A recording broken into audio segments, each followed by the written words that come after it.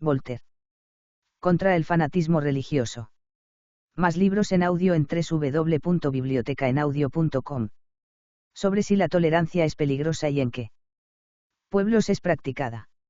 Algunos han dicho que si se hiciera uso de una paternal indulgencia para con nuestros hermanos errantes, que rezan a Dios en mal francés, sería como ponerles las armas en la mano, que asistiríamos a nuevas batallas.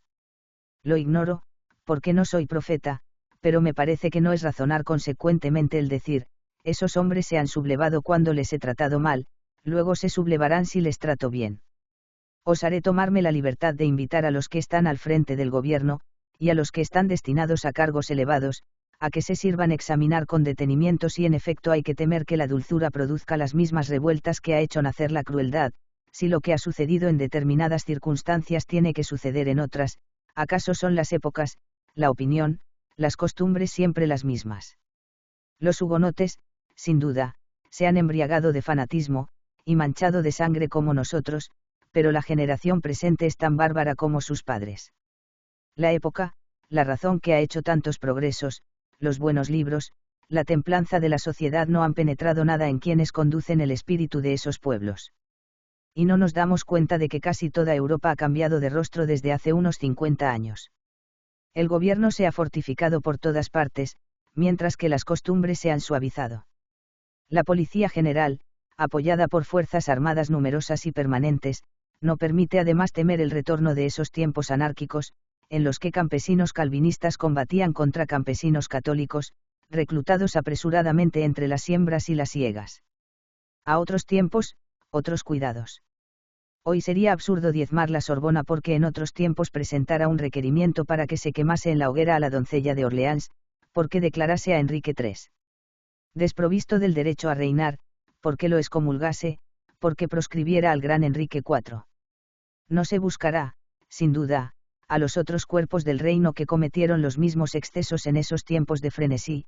Ello sería no solamente injusto sino que sería una locura como la de purgar a todos los habitantes de Marsella porque tuvieron la peste en. Iríamos a saquear Roma, como hicieron las tropas de Carlos V porque Sisto V concedió en 9 años de indulgencia a todos los franceses que tomaran las armas contra su soberano. ¿Acaso no es ya bastante impedir que Roma vuelva a cometer nunca excesos semejantes? El furor que inspiran el espíritu dogmático y el abuso de la religión cristiana mal entendida han derramado tanta sangre, han producido tantos desastres en Alemania, en Inglaterra, e incluso en Holanda, como en Francia. Sin embargo, hoy la diferencia de las religiones no causa ningún problema en esos estados: el judío, el católico, el griego, el luterano, el calvinista, el anabaptista, el sociniano, el menonita, el moravo y tantos otros viven como hermanos en esas regiones y contribuyen por igual al bien de la sociedad. Ya no se teme en Holanda que las disputas de un Gomar sobre la predestinación hagan que se le corte la cabeza al gran pensionario. Ya no se teme en Londres que las querellas entre los presbiterianos y los episcopalistas acerca de una liturgia o de una sobrepelliz hagan derramar la sangre de un rey sobre un cadalso. Una Irlanda poblada y enriquecida no volverá a ver a sus ciudadanos católicos sacrificar a Dios durante 2 meses a sus ciudadanos protestantes, enterrarlos vivos, colgar a las madres de las horcas, atar a las hijas al cuello de sus madres y verlas expirar juntas, abrir el vientre de las mujeres encintas, sacarles los hijos a medio formar y darlos a comer a los cerdos y a los perros, poner un puñal en la mano de sus prisioneros ya en el garrote y guiar su brazo hasta el seno de sus mujeres, de sus padres, de sus madres, de sus hijas, imaginando convertirlos en mutuos parricidas. Condenándolos a todos al exterminarlos a todos. Eso es lo que nos relata Rapin Toiras, oficial en Irlanda casi contemporáneo, es lo que nos cuentan todos los anales, todas las historias de Inglaterra, y lo que sin duda no será jamás imitado. La filosofía, la sola filosofía, esa hermana de la religión, ha desarmado las manos que la superstición había ensangrentado durante tanto tiempo, y el espíritu humano, al despertarse de su embriaguez, se ha asombrado de los excesos a los que le había llevado el fanatismo. Nosotros mismos tenemos en Francia una provincia opulenta, en la que el luteranismo es superior al catolicismo. La Universidad de Alsacia está en manos de los luteranos, que también ocupan parte de los cargos municipales. Jamás la menor querella religiosa ha perturbado el reposo de esta provincia desde que pertenece a nuestros reyes. ¿Por qué? Porque en ella no se ha perseguido a nadie. No tratéis de violentar los corazones y todos los corazones os serán fieles. No digo que todos aquellos que no sean de la religión del príncipe deban compartir los puestos y los honores de los que son de la religión dominante. En Inglaterra, los católicos, vistos como adscritos al pretendiente, no pueden acceder a los cargos, incluso pagan una doble tasa, pero por lo demás disfrutan de todos los derechos de los ciudadanos. Se ha sospechado que ciertos obispos franceses han creído que no conviene ni a su honor ni a su interés el tener en sus diócesis a calvinistas, y que ahí reside el mayor obstáculo para la tolerancia. No puedo creerlo. La corporación de los obispos de Francia está compuesta por gente de calidad, que piensan y que actúan con una nobleza digna de su cuna, son caritativos y generosos. Es esa una justicia que se les debe rendir. Deben pensar que ciertamente sus diocesanos fugitivos no se convertirán en los países extranjeros, y que, vueltos junto a sus pastores, podrían ser iluminados por sus instrucciones e influidos por su ejemplo. Convertirlos redundaría en su honor, lo temporal nada perdería con ello, y cuantos más ciudadanos hubiera, más rendirían las tierras de los prelados. Un obispo de Varmia, en Polonia, tenía a un anabaptista como granjero y a un sociniano de recibidor. Se le propuso que los echase y los persiguiese, al uno porque no creía en la consustancialidad y al otro porque no bautizaba a su hijo hasta que tuviera 15 años, respondió que serían eternamente condenados en el otro mundo pero que en este mundo le eran muy necesarios. Salgamos de nuestra pequeña esfera y examinemos el resto de nuestro globo. El gran Señor gobierna en paz 20 pueblos de religiones diferentes, 200.000 griegos viven con seguridad en Constantinopla. El muftí incluso nombra y presenta al patriarca griego ante el emperador. Se consiente que haya un patriarca latino. El sultán nombra a los obispos latinos para algunas islas de Grecia, y esta es la fórmula de la que se sirve: le mando que vaya a residir como obispo a la isla de Quío, según su antigua costumbre y sus vanas ceremonias. Este imperio está lleno de jacobitas, nestorianos, de monotelitas, hay coptos, cristianos de San Juan, judíos, banianos. Los anales turcos no hacen mención de ninguna revuelta promovida por ninguna de estas religiones. Id a la India, a Persia, a Tartaria, veréis la misma tolerancia y la misma tranquilidad. Pedro el Grande ha favorecido todos los cultos de su vasto imperio, el comercio y la agricultura han ganado con ello, y el cuerpo político nunca se ha resentido de ello. El gobierno de China no ha adoptado nunca, desde hace más de 4.000 años que es conocido, otro culto que el de los noáquidas, la simple adoración de un solo Dios. Sin embargo, tolera las supersticiones de Fo, y a una multitud de Baanshous que sería peligrosa si la prudencia de los tribunales no los hubiera siempre contenido. Es verdad que el gran emperador Yongzheng, el más sabio y magnánimo que haya tenido China, expulsó a los jesuitas, pero no fue porque fuera intolerante, sino al contrario, porque los jesuitas lo eran. Dan cuenta ellos mismos, en sus curiosas cartas, de las palabras que les dice ese buen príncipe: sé que vuestra religión es intolerante, sé lo que habéis hecho en Manila y en Japón, habéis engañado a mi padre, no esperéis engañarme igual a mí. Si se lee todo el discurso que se dignó ofrecerles, nos parecerá el más sabio y clemente de los hombres. Podría, en efecto, admitir allí a unos físicos de Europa que, bajo pretexto de mostrar unos termómetros y unas eolípilas a la corte, habían ya sublevado a un príncipe de la sangre. ¿Y qué habría dicho este emperador si hubiera leído nuestras historias, si hubiera conocido nuestros tiempos de la Liga y de la conspiración de las pólvoras? Ya tenía suficiente con estar informado de las querellas indecentes de los jesuitas, de los dominicos, de los capuchinos, del clero secular, enviados desde la otra punta del mundo a sus estados, venían a predicar la verdad y se anatemizaban los unos a los otros. El emperador no hizo pues sino echar a unos perturbadores extranjeros, pero con qué bondad los despidió. Qué cuidados paternales les procuró para su viaje y para impedir que no se los insultara en el camino. Su propio destierro fue un ejemplo de tolerancia y de humanidad. Los japoneses eran los más tolerantes de los hombres, en su territorio estaban establecidas 12 pacíficas religiones, los jesuitas vinieron a constituir la 13ª, pero pronto, al no querer tolerar ninguna otra, sabemos lo que resultó: una guerra civil, no menos espantosa que las de la Liga, desoló al país. La religión cristiana finalmente quedó ahogada en mares de sangre. Los japoneses cerraron su imperio al resto del mundo y solo nos vieron como bestias salvajes, parecidas a las que han expurgado de su isla los ingleses. Fue en vano que el ministro Colbert, sintiendo la necesidad que tenemos de los japoneses, que no tienen ninguna necesidad de nosotros, intentara establecer un comercio con su imperio, los encontró inflexibles. Así pues, nuestro continente entero nos da pruebas de que no hay que proclamar ni ejercer la intolerancia. Volved los ojos al otro hemisferio. Ved la Carolina, de la que fue legislador el prudente Locke, todo padre de familia, con que tenga en su casa solamente a 7 personas, puede establecer en ella una religión de su elección, siempre que esas 7 personas concuerden con él. Esa libertad no ha hecho nacer ningún desorden. Dios nos preserve de citar ese ejemplo para animar a cada casa a dotarse de un culto particular, lo traemos a colación solo para hacer ver que el exceso más grande al que haya podido llegar la tolerancia nunca ha sido seguido por la más ligera disensión. ¿Y qué decir de esos pacíficos primitivos, a los que por burla llaman cuáqueros, y que, con unos usos tal vez ridículos, han sido tan virtuosos y han enseñado inútilmente la paz al resto de los hombres?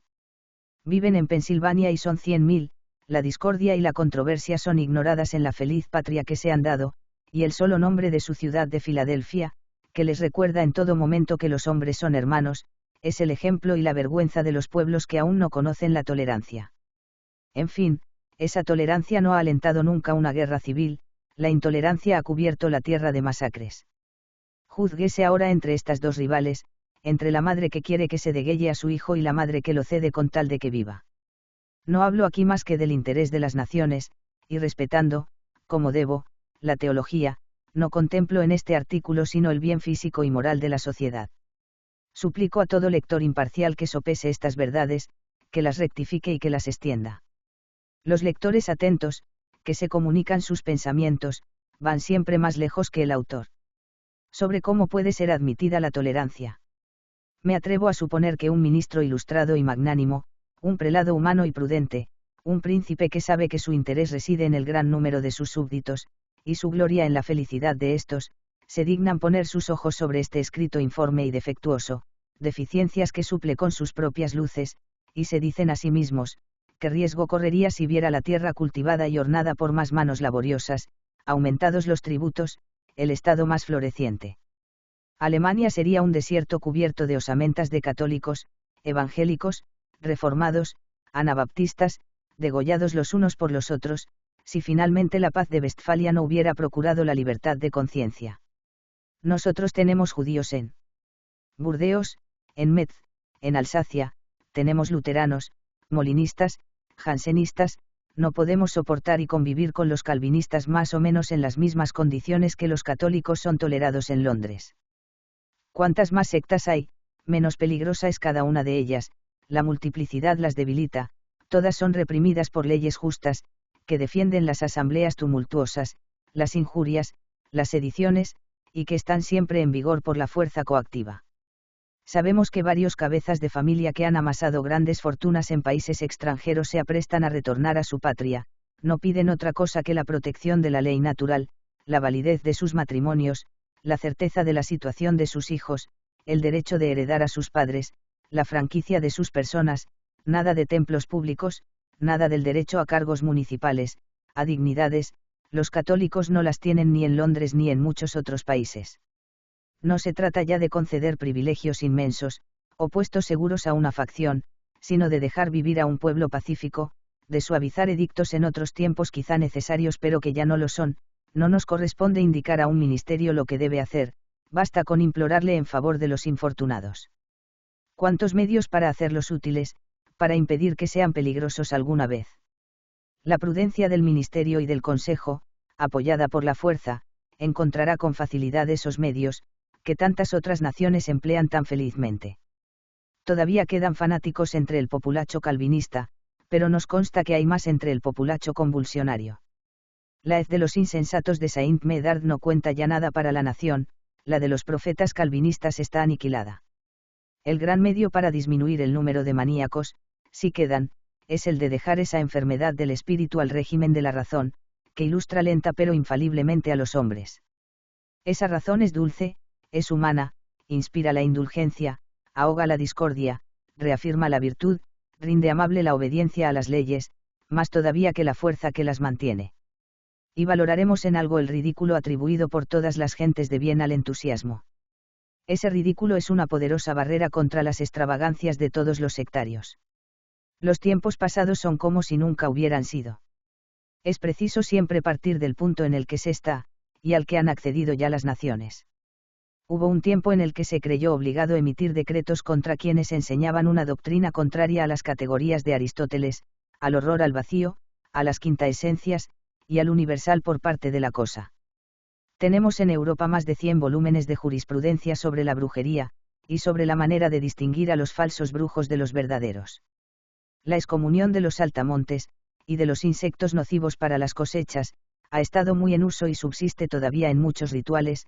El uso ha pasado, se deja en paz a Aristóteles, a los brujos y a los saltamontes. Los ejemplos de estas graves demencias, en otro tiempo tan importantes, son innumerables, vuelven otras de vez en cuando, pero una vez que han hecho su efecto, cuando nos hemos hartado de ellas, desaparecen. Si alguien se atreviese hoy en día a decirse carpocrático, o eutiquiano, o monotelita, monofisita, nestoriano, maniqueo, ¿qué sucedería? Nos reiríamos de él como de alguien vestido a la antigua con una gorguera y un jubón.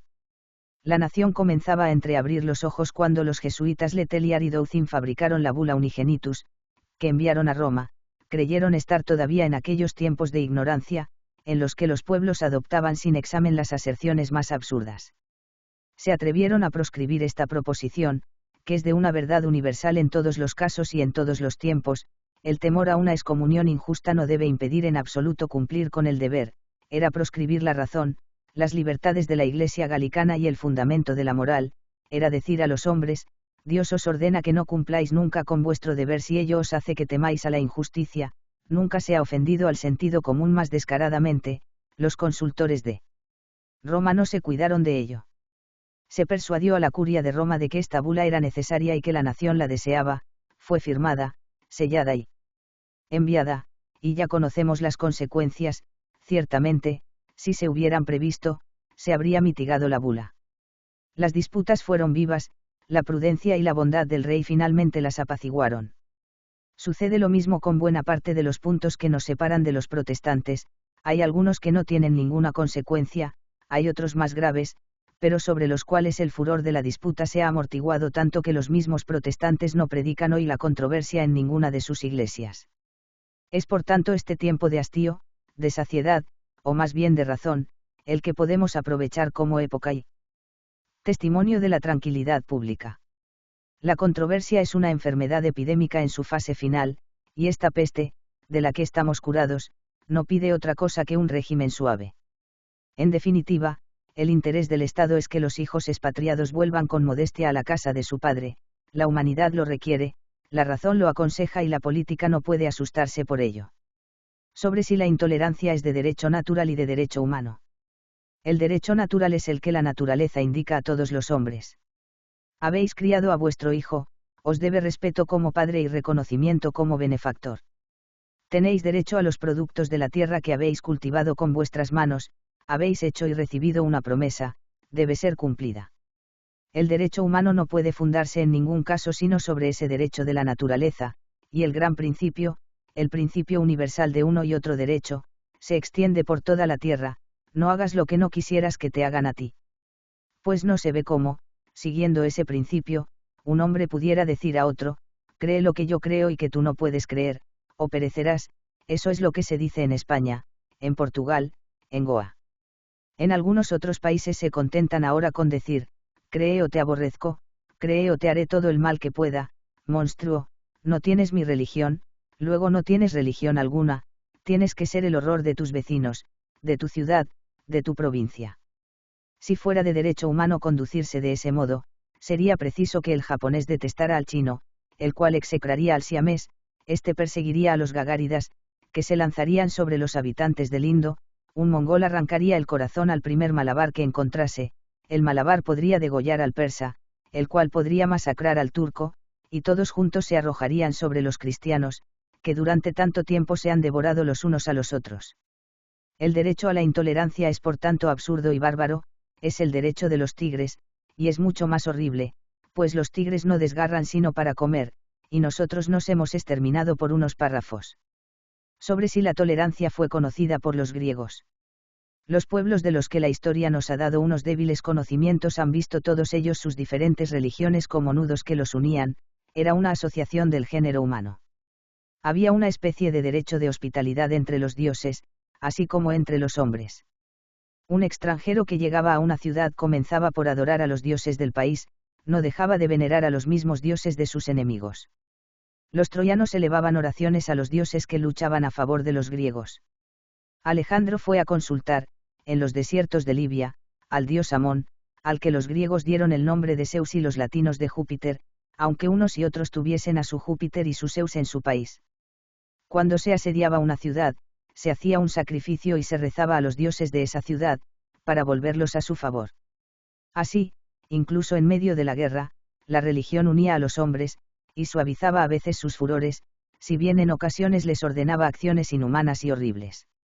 Puedo equivocarme, pero me parece que de todos los antiguos pueblos civilizados, ninguno ha violentado la libertad de pensar.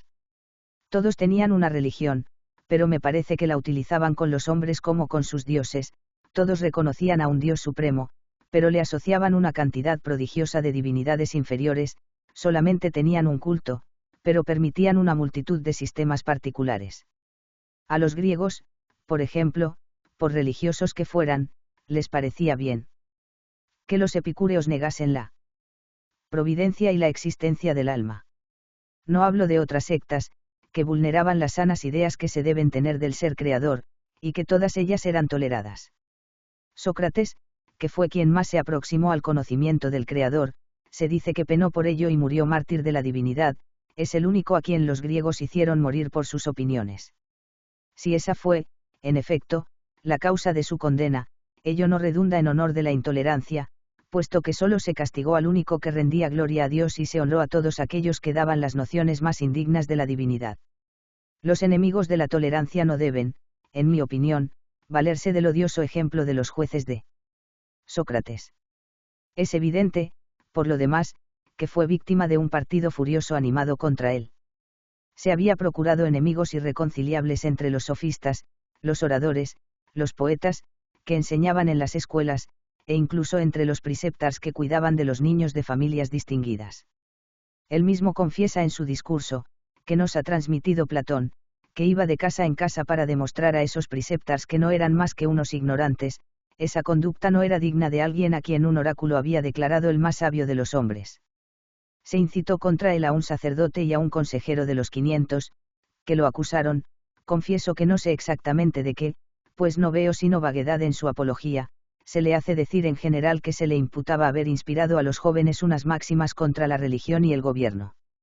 Es así como actúan todos los días los calumniadores en este mundo, pero en un tribunal se precisan hechos demostrados, bases de acusación precisas y detalladas, eso es lo que el proceso de Sócrates no nos facilita, sabemos solamente que tuvo 220 votos a su favor. El tribunal de los 500 contaba por tanto con 220 filósofos, es mucho, dudo que se les encontrara en otro sitio. Al final, la mayoría votó por la cicuta. Pero pensemos también que los atenienses, una vez vueltos a su ser, sintieron horror por los acusadores y los jueces, que Melitus, el autor principal de esta sentencia, fue condenado a muerte por aquella injusticia, que los demás fueron desterrados, y que se edificó un templo en honor de Sócrates. Nunca la filosofía fue tan bien vengada ni tan honrada. El ejemplo de Sócrates es, en el fondo, el más terrible argumento que se pueda alegar contra la intolerancia. Los atenienses tenían un altar dedicado a los dioses extranjeros, a los dioses que no podían conocer. Existe una prueba más fuerte no solo de indulgencia para con todas las naciones sino también de respeto a sus cultos. Un hombre honrado que no es enemigo ni de la razón, ni de la literatura, ni de la probidad, ni de la patria, al justificar hace poco la matanza de la noche de San Bartolomé, cita la guerra de los focenses, llamada la guerra sagrada, como si esta guerra se hubiera desencadenado a causa del culto, del dogma, de los argumentos teológicos, se trataba de saber a quién debía pertenecer un campo, es el motivo de todas las guerras. Unas gavillas de trigo no son un símbolo de creencia, nunca una ciudad griega combatió por unas opiniones. Por otra parte, ¿qué pretende este hombre modesto y apacible? Quiere que hagamos una guerra sagrada. Sobre si los romanos fueron tolerantes. Entre los antiguos romanos, desde Rómulo hasta los tiempos en que los cristianos litigaron con los sacerdotes del imperio, no veréis a un solo hombre perseguido por sus sentimientos. Cicerón dudó de todo, Lucrecio lo negó todo, y no se les hizo el más ligero reproche. La permisividad llegó tan lejos que Plinio el naturalista comienza su libro negando a un dios, y si hay que decir que existe uno, ese es el sol. Cicerón dice, hablando de los infiernos: non estein hasta mescor suae credat, no hay vieja tan imbécil como para que crea en ellos. Juvenal dice, nec pueri credunt, ni los niños creen.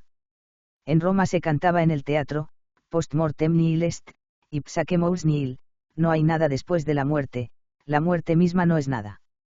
Aborrezcamos esas máximas y, todo lo más, perdonémoselas a un pueblo al que no iluminaron los evangelios, son falsas, son impías, pero concluyamos que los romanos eran muy tolerantes, puesto que las mismas no suscitaron jamás la menor murmuración. El gran principio del Senado y el pueblo romano era, deorum offensa diais curae, corresponde a los dioses ocuparse de las ofensas hechas a los dioses. Este pueblo soberano no pensaba sino en conquistar, en gobernar y en civilizar el universo, ellos fueron tanto nuestros legisladores como nuestros vencedores, y nunca César, que nos dio cadenas, leyes y juegos, quiso forzarnos a abandonar a nuestros druidas por él, por muy gran pontífice que fuera de una nación soberana nuestra. Los romanos no profesaban todos los cultos, no les daban a todos la sanción pública, pero los permitieron todos. No tuvieron ningún objeto material de culto reinando Numa, ni simulacros, ni estatuas, pronto las erigieron a los dioses Majorum Gentium, que les hicieron conocer los griegos. La ley de las 12 tablas, Dias Peregrinus NE Colunto, se redujo a no conceder culto público sino a las divinidades superiores o inferiores aprobadas por el Senado. Isis tuvo un templo en Roma hasta que Tiberio lo hizo demoler cuando sus sacerdotes, corrompidos por el dinero de Mundus, le hicieron acostarse en él, bajo el nombre del dios Anubis, con una mujer llamada Paulina. Es verdad que Josefo es el único que da cuenta de esta historia, no era contemporáneo, era crédulo y exagerado. Es poco verosímil que, en unos tiempos tan ilustrados como los de Tiberio, una dama de condición elevada hubiera sido tan estúpida como para creer obtener los favores del dios Anubis. Pero ya sea esta anécdota verdadera o falsa, lo cierto es que la superstición egipcia había erigido un templo en Roma con el consentimiento público. Los judíos comerciaban allí desde el tiempo de la guerra púnica, tenían sinagogas desde tiempos de Augusto, y las conservaron casi siempre, igual que en la Roma moderna. Existe un mayor ejemplo de que la tolerancia era considerada por los romanos como la ley más sagrada del derecho de gentes. Se nos dice que tan pronto como aparecieron los cristianos fueron perseguidos por esos mismos romanos que no habían perseguido a nadie. Me parece evidente que este hecho es muy falso, no preciso de otra prueba que la del mismo San Pablo. Los capítulos y de los Hechos de los Apóstoles nos dicen que, estando San Pablo acusado por los judíos de querer destruir la ley maseica por Jesucristo, Santiago propuso a San Pablo que se hiciera afeitar la cabeza y que fuera a purificarse en el templo con 4 judíos, a fin de que todo el mundo sepa que todo lo que se dice de vosotros es falso, y que seguís observando la ley de Moisés. Pablo, cristiano, fue pues a cumplir con todas las ceremonias judaicas durante 7 días, pero no habían aún transcurrido los 7 días cuando los judíos de Asia lo reconocieron, y viendo que había entrado en el templo, no solamente con judíos sino también con gentiles, gritaron denunciando la profanación, lo apresaron, lo llevaron ante el gobernador Félix y después se apeló al tribunal de Festas.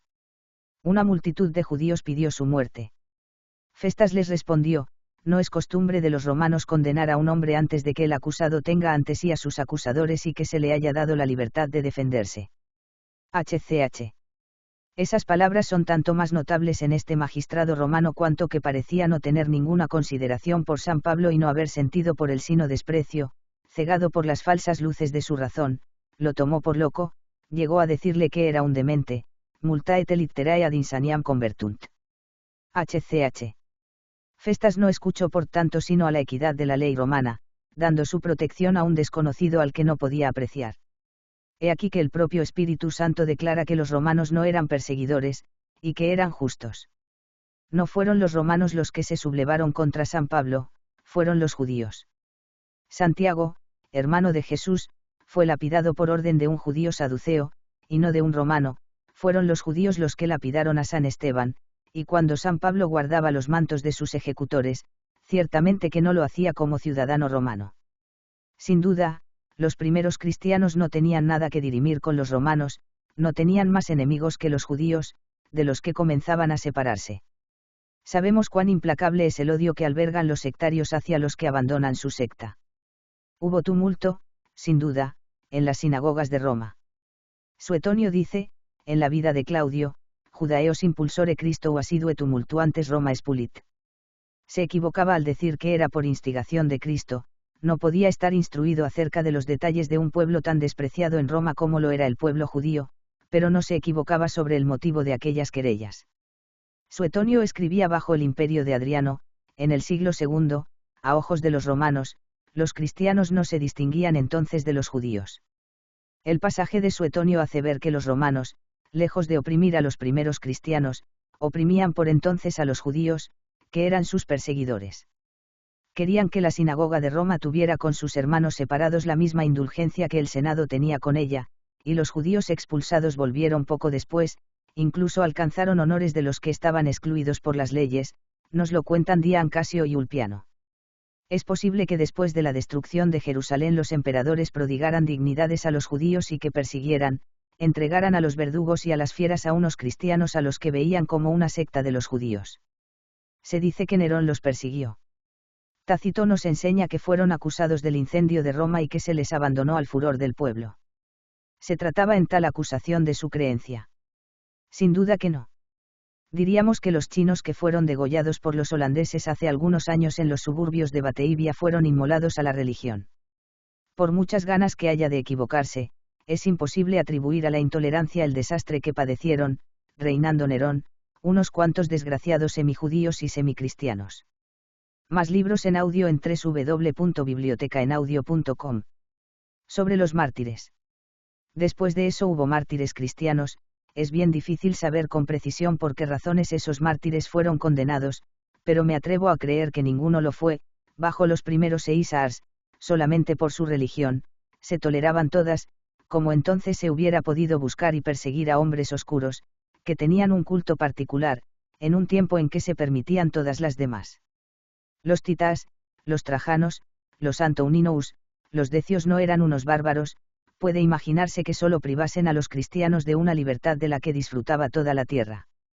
Se les habría acusado solamente a ellos de celebrar unos misterios secretos mientras que los misterios de Isis, los de Mitra, los de la diosa de Siria, todos extranjeros para el culto romano, eran permitidos sin contradicción. Es preciso que la persecución tuviera otras causas, y que los odios particulares, sostenidos por la razón de Estado, derramasen la sangre de los cristianos. Por ejemplo, cuando San Lorenzo niega al prefecto de Roma, Cornelio Seculario, el dinero de los cristianos que él custodiaba, es natural que el prefecto y el emperador se irritasen, no sabían que San Lorenzo había distribuido ese dinero entre los pobres, y que había hecho una obra caritativa y santa, lo veían como un refractario y le hicieron perecer. Consideremos el martirio de San Polieucto. Lo condenaron por su religión solamente. Va al templo, en el que se rinde acción de gracias a los dioses por la victoria del emperador. Decio, insulta a los sacrificadores, derriba y rompe los altares y las estatuas. ¿En qué país del mundo se perdonaría un atentado semejante? El cristiano que desgarró en público el edicto del emperador Diocleciano y que atrajo la gran persecución sobre sus hermanos en los 2 últimos años del reino de este príncipe no actuaba con el celo que reconoce la ciencia, y tenía la gran desgracia de ser la causa del desastre de su partido. Ese celo desmesurado que estalló a menudo, y que fue incluso condenado por varios padres de la Iglesia, fue probablemente la causa de todas las persecuciones. No es creíble que bajo los emperadores haya habido nunca una inquisición contra los cristianos, es decir, que se haya ido a buscarlos a sus casas para interrogarlos sobre sus creencias. No se molestó jamás a ese respecto ni a judío, ni a sirio, ni a egipcio, ni a bardos, ni a druidas ni a filósofos. Los mártires fueron, por lo tanto, aquellos que se alzaron contra los falsos dioses. Era una cosa muy sabia y muy piadosa no creer en ellos, pero, en fin, si no contentos con adorar a un dios en espíritu y en verdad, se rebelaron violentamente contra el culto recibido, por absurdo que pudiera ser, hay que reconocer que los intolerantes eran ellos mismos. La primera severidad jurídica ejercida contra los cristianos fue la de Domiciano, pero se limitó a un destierro que no llegó a durar un año. Lactancio, cuyo estilo es tan iracundo, está de acuerdo en que, desde Domiciano hasta Decio, la Iglesia vivió tranquila y floreciente. Esta larga paz, dice, se interrumpió cuando aquel execrable animal de Decio oprimió a la Iglesia, post multos annus estitit execrabile animal Decius, qui vexaret ecclesiam. No se pretende discutir aquí el parecer del sabio Daduel sobre la pequeña cantidad de mártires, pero si los romanos habían perseguido tanto a la religión cristiana, si el Senado había hecho morir a tantos inocentes mediante suplicios inusitados, si habían sumergido a cristianos en aceite hirviendo, si habían expuesto a las fieras a doncellas desnudas en el circo, ¿cómo es que habían dejado en paz a todos los primeros obispos de Roma? San Irineo no contabiliza como mártir, entre esos obispos, más que a Telesforo, en el año de la era vulgar, pero no se tiene ninguna prueba de que a ese Telesforo se le matase. Ceferino gobernó el rebaño de Roma durante 18 años y murió apaciblemente el año. Es verdad que en los antiguos martirologios aparecen casi todos los primeros papas, pero la palabra, mártir, solo se tomaba entonces por su verdadero significado, martirio, quería decir testimonio, y no suplicio. Hubo persecuciones, pero si hubieran sido tan violentas como se dice, es verosímil que Tertuliano, que escribía con tanta fuerza contra el culto establecido, no habría muerto en su lecho.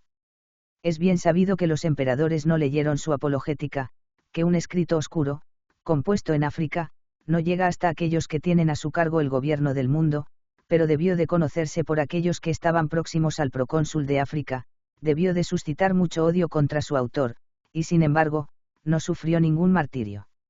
Orígenes enseñó públicamente en Alejandría y no fue condenado a muerte. Ese mismo Orígenes, que hablaba con tanta libertad a los paganos y a los cristianos, que anunciaba Jesús a los unos, que negaba un Dios en tres personas a los otros, confiesa expresamente en su tercer libro contra Celso que, ha habido muy pocos mártires, y eso de tarde en tarde, sin embargo, dice, los cristianos no desaprovechan ocasión de hacer abrazar su religión a todo el mundo, corren por las ciudades, los burgos, los pueblos. Se dice en la historia de San Cipriano que fue el primer obispo de Cartago condenado a muerte. El martirio de San Cipriano es del año de nuestra era, luego durante largo tiempo ningún obispo de Cartago fue inmolado por su religión. La historia no nos dice que calumnias se elevaron contra San Cipriano, que enemigos tenía, porque el procónsul de África se irritó contra él. San Cipriano le escribe a Cornelio, obispo de Roma, se produjo poco después una emoción popular en Cartago, y se gritó en 2 ocasiones que había que arrojarme a los leones. Es muy verosímil que los arrebatos del feroz pueblo de Cartago fueran finalmente la causa de la muerte de Cipriano, y es seguro que no fue el emperador Galo el que lo condenó desde tan lejos por su religión, puesto que dejaba en paz a Cornelio, que vivía a su vista. Tantas causas secretas se mezclan a menudo con la causa aparente, tantos resortes desconocidos sirven para perseguir a un hombre que es imposible de desentrañar. En los siglos posteriores, la fuente oculta de las desgracias de los hombres más considerables, con mayor razón la del suplicio de un particular que no podía ser conocido más que por los de su partido. Por tolerante que se pueda ser, no podemos impedir sentir cierta indignación contra esos declamadores que acusan a Diocleciano de haber perseguido a los cristianos desde que subió al trono. Remitámonos a Eusebio de Cesarea, su testimonio no puede ser recusado, el favorito, el panegirista de Constantino, el enemigo violento de los emperadores precedentes, debe ser creído cuando los justifica. Los emperadores dieron durante mucho tiempo a los cristianos grandes demostraciones de bienvenida, les confiaron provincias, numerosos cristianos vivieron en palacio, incluso se casaron con cristianas. Diocleciano tomó por esposa a Prisca, cuya hija fue la mujer de Maximiano Galerio. Aprendamos, por tanto, de este testimonio decisivo a no calumniar más, que se juzgue si la persecución alentada por Galerio, tras 19 años de un reinado de clemencia y de bondades, no puede tener origen en alguna intriga que no conocemos. Sobre el peligro de las falsas leyendas y de la persecución. La mentira se ha impuesto demasiadas veces a los hombres, es tiempo ya de que se conozcan las pocas verdades que pueden desentrañarse a través de esas nubes de fábulas que cubren la historia romana desde Tácito y Suetonio, y que han envuelto casi siempre a los anales de otras antiguas naciones. ¿Cómo puede creerse, por ejemplo, que los romanos, aquel pueblo grave y severo, del que hemos tomado nuestras leyes, condenaran a vírgenes cristianas, a unas hijas de buenas familias, a la prostitución. Es conocer muy mal la austera dignidad de nuestros legisladores, que castigaban con toda severidad las debilidades de las vestals. Los hechos sinceros del benedictino Ruinar relatan esas infamias, pero debemos creer igual los hechos de Ruinar que los hechos de los apóstoles.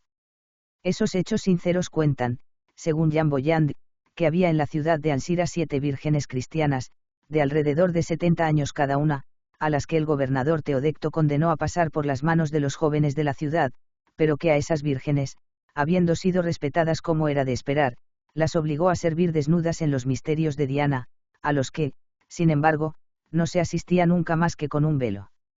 San Teodoto, que, a decir verdad, era posadero pero que no por eso tenía menos celo, pidió ardientemente a Dios que tuviera a bien hacer morir a aquellas santas doncellas, por miedo a que no sucumbieran a la tentación. Dios lo escuchó, el gobernador las hizo arrojar a un lago con una piedra en el cuello, se le aparecieron de inmediato a Teodoto y le rogaron que no permitiera, que sus cuerpos fueran comidos por los peces, esas fueron sus propias palabras. El santo posadero y sus compañeros fueron de noche al borde del lago, vigilado por soldados, una antorcha celeste marchó siempre delante de ellos y cuando llegaron al lugar en que estaba la guardia, un jinete celeste, armado de pies a cabeza, persiguió a los soldados lanza en ristre. San Teodoto retiró del lago los cuerpos de las vírgenes, fue conducido ante el gobernador, y el jinete celeste no impidió que le cortaran la cabeza. No dejaremos de repetir que veneramos a los mártires, pero que es difícil creer esta historia de Jean Boyand y de Ruinar. Hay también un San Hipólito, al que se supone arrastrado por caballos, como a Hipólito, el hijo de Teseo. Ese suplicio no fue nunca conocido por los antiguos romanos, y el simple parecido del nombre ha hecho que se invente esa fábula. Obsérvese también que en las relaciones sobre los mártires, compuestas únicamente por los propios cristianos, vemos casi siempre a una multitud de cristianos acudir libremente a la prisión del condenado, acompañarlo al suplicio, recoger su sangre, enterrar su cuerpo y realizar milagros con las reliquias. Si solamente se perseguía a la religión, no se habría inmolado a esos cristianos confesos que asistían a sus hermanos condenados, y a quienes se acusaba de hacer encantamientos con los restos de los cuerpos martirizados.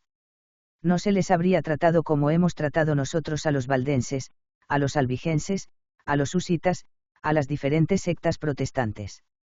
Nosotros los degollamos, los quemamos en masa, sin hacer distinción de edad ni de sexo. Hay en las relaciones comprobadas de las antiguas persecuciones un solo rasgo que se asemeje a la noche de San Bartolomé y a las masacres de Irlanda. Hay uno solo que se asemeje a la fiesta anual que se celebra todavía en Toulouse, fiesta cruel, fiesta que debería abolirse para siempre, en la que un pueblo entero da gracias a Dios en procesión, y se felicita por haber degollado hace 200 años a 4.000 de sus conciudadanos. Lo digo con horror, pero con sinceridad, somos nosotros, los cristianos, somos nosotros los que hemos sido perseguidores, verdugos, asesinos. ¿Y de quién? De nuestros hermanos. Somos nosotros los que hemos destruido 100 ciudades, con el crucifijo o la Biblia en la mano, y los que no hemos cesado de hacer derramar sangre y de encender hogueras, desde el reinado de Constantino hasta los furores de los caníbales que habitaban las Cevenas, furores que, gracias al cielo, hoy ya no subsisten. Todavía enviamos alguna vez al cadalso a la pobre gente del Poitou, del Vivarais, de Valence, de Maantouban. Desde hemos ahorcado a 8 personajes de los llamados predicantes, o ministros del Evangelio, que no habían cometido otro crimen que el de haber rezado a Dios por el rey en dialecto, y haber dado un poco de vino y un trozo de pan con levadura a algunos pobres diablos de campesinos. Nada de eso se sabe en París, donde el placer es la única cosa importante, donde se ignora todo lo que pasa en provincias y en el extranjero. Esos procesos se hacen en una hora, y con más rapidez que con la que se juzga a un desertor. Si el rey estuviera al corriente, concedería su gracia. No se trata así a los sacerdotes católicos en ningún país protestante. Hay más de 100 sacerdotes católicos en Inglaterra y en Irlanda, se les conoce, se les ha dejado vivir muy tranquilamente durante la última guerra. Seguiremos siendo los últimos en abrazar las sanas opiniones de otras naciones. Ellas se han corregido, cuando nos corregiremos nosotros. Han hecho falta 60 años para hacer que adoptáramos lo que había demostrado Newton, apenas comenzamos a atrevernos a salvar la vida de nuestros hijos mediante la inoculación, solo practicamos desde hace muy poco los verdaderos principios de la agricultura, cuando empezaremos a practicar los verdaderos principios de la humanidad? ¿Y con qué cara podemos reprocharles a los paganos el haber causado mártires mientras que nosotros hemos sido culpables de la misma crueldad en las mismas circunstancias? Concedamos que los romanos hicieron morir a multitud de cristianos solamente a causa de su religión, en tal caso, los romanos se han hecho merecedores de condena. ¿Querríamos cometer nosotros la misma injusticia? Y cuando les reprochamos haber sido perseguidores, querríamos ser perseguidores también nosotros. Si hubiera alguien con la suficiente falta de buena fe, o el suficiente fanatismo, para decirme aquí, ¿por qué viene a echarnos en cara nuestros errores y nuestras faltas? ¿Por qué destruir nuestros falsos milagros y nuestras falsas leyendas? Ellos son el alimento de la piedad de muchas personas, existen los errores necesarios, no arranquéis del cuerpo una úlcera inveterada que se llevaría con ella la destrucción del cuerpo. Esto es lo que le contestaría. Todos esos falsos milagros con los que quebrantáis la fe que se debe a los verdaderos, todas esas leyendas absurdas que añadís a las verdades del Evangelio, apagan la religión en los corazones. Muchas personas que quieren instruirse y que no tienen el tiempo suficiente para instruirse, dicen, los maestros de mi religión me han engañado, así que no hay religión, vale más echarse en brazos de la naturaleza que en los del error, prefiero depender de la ley natural que de las invenciones de los hombres. Otros tienen la desgracia de ir aún más lejos, ven que la impostura les ha puesto un freno, y con la verdad no quieren ni siquiera un freno, se inclinan hacia el ateísmo, se vuelven depravados porque otros han sido falaces y crueles. Esas son ciertamente las consecuencias de todos los fraudes piadosos y de todas las supersticiones. Los hombres por lo general no razonan más que a medias, es un muy mal argumento decir, Santiago de la Vorágine, el autor de la leyenda dorada y el jesuita Rivadeneyra, compilador del libro de las vidas de los santos, no dijeron más que tonterías, luego Dios no existe. Los católicos degollaron a una buena cantidad de hugonotes, y los hugonotes a su vez asesinaron a una buena cantidad de católicos, luego Dios no existe. Se ha hecho uso de la confesión, de la comunión y de todos los sacramentos para cometer los crímenes más horribles, luego Dios no existe. Yo concluiría que, al contrario, hay un Dios que, después de esta vida pasajera, en la que tanto lo hemos desconocido y tantos crímenes hemos cometido en su nombre, se dignará consolarnos de tantas horribles desgracias, pues si tenemos en cuenta las guerras de religión, los 40 cismas de los papas, que fueron casi todos sangrientos, las imposturas que fueron casi todas funestas, los odios irreconciliables atizados por las diferentes opiniones, si vemos todos los males que ha producido el falso celo, los hombres han tenido sobradamente su infierno en esta vida. Abusos de la intolerancia. ¿Pero cómo? ¿Acaso se le permitirá a cada ciudadano no creer sino a su razón y no pensar sino lo que le dicte esa razón, ilustrada o equivocada? Es preciso que así sea, mientras que no perturbe el orden, porque no depende del hombre creer o no creer, pero sí. Depende el respetar las costumbres de su patria, y si dijerais que es un crimen no creer en la religión dominante, vosotros mismos acusaríais por lo tanto a los primeros cristianos, vuestros padres, y justificaríais a aquellos que acusáis por haberlos entregado al suplicio. Me respondéis que la diferencia es grande, que todas las religiones son obras de los hombres y que solo la Iglesia Católica Apostólica Romana es obra de Dios. Pero, sinceramente, porque nuestra religión sea divina debe reinar por medio del odio, de los furores, de los exilios, de la privación de bienes, de las cárceles, de las torturas, los asesinatos, y por las gracias dadas a Dios por esos asesinatos. Cuanto más divina sea la religión cristiana menos le corresponde al hombre condenarla, si Dios la ha hecho, Dios la sostendrá sin vosotros. Sabéis que la intolerancia solamente produce hipócritas o rebeldes, qué funesta alternativa. Finalmente, querríais sostener por medio de verdugos la religión de un Dios al que unos verdugos hicieron perecer, y que no ha predicado sino la bondad y la paciencia. Ved, os lo ruego, las horrorosas consecuencias del derecho a la intolerancia, si estuviese permitido despojar sus bienes, arrojar a las mazmorras, matar a un ciudadano, que en un grado de latitud determinado no profesase la religión allí admitida, ¿qué excepción eximiría de las mismas penas a los primeros del Estado? La religión obliga del mismo modo al monarca que a los mendigos, así es como más de 50 doctores o monjes han afirmado ese horror monstruoso de que estaba permitido deponer, matar a los soberanos que no pensasen como la Iglesia dominante, y los parlamentos del reino no han cesado de proscribir esas abominables decisiones de unos teólogos abominables. Es sabido que todos nuestros dogmas no han sido siempre claramente explicados y universalmente recibidos en nuestra Iglesia. Al no habernos dicho Jesucristo la procedencia del Espíritu Santo, la Iglesia latina creyó durante mucho tiempo, junto con la griega, que sólo procedía del Padre, hasta que añadió al símbolo que procedía también del Hijo. Y pregunto, si, al día siguiente de esta decisión, un ciudadano se hubiera atenido al símbolo de la víspera, habría merecido la muerte. La crueldad, la injusticia serían menos grandes al castigar hoy a quien pensase como se pensaba antes. Se era culpable en tiempos de Honorio y por creer que Jesús no tenía más que dos voluntades. No hace mucho que se ha establecido el dogma de la Inmaculada Concepción, los dominicos no creen aún en él. ¿Cuándo empezarán los dominicos a merecer penas en este mundo y en el otro? Si debemos aprender de alguien a conducirnos en nuestras interminables disputas, es ciertamente de los apóstoles y de los evangelistas. Hubo motivos para provocar un cisma violento entre San Pablo y San Pedro. Pablo dijo expresamente en su epístola a los Gálatas que se resistió frente a Pedro, porque Pedro era reprensible, ya que utilizaba el disimulo lo mismo que Bernabé, porque comían con los gentiles antes de la llegada de Santiago y que luego se retiraron secretamente y se separaron de los gentiles por miedo a ofender a los circuncisos. Era este un tema objeto de violenta querella.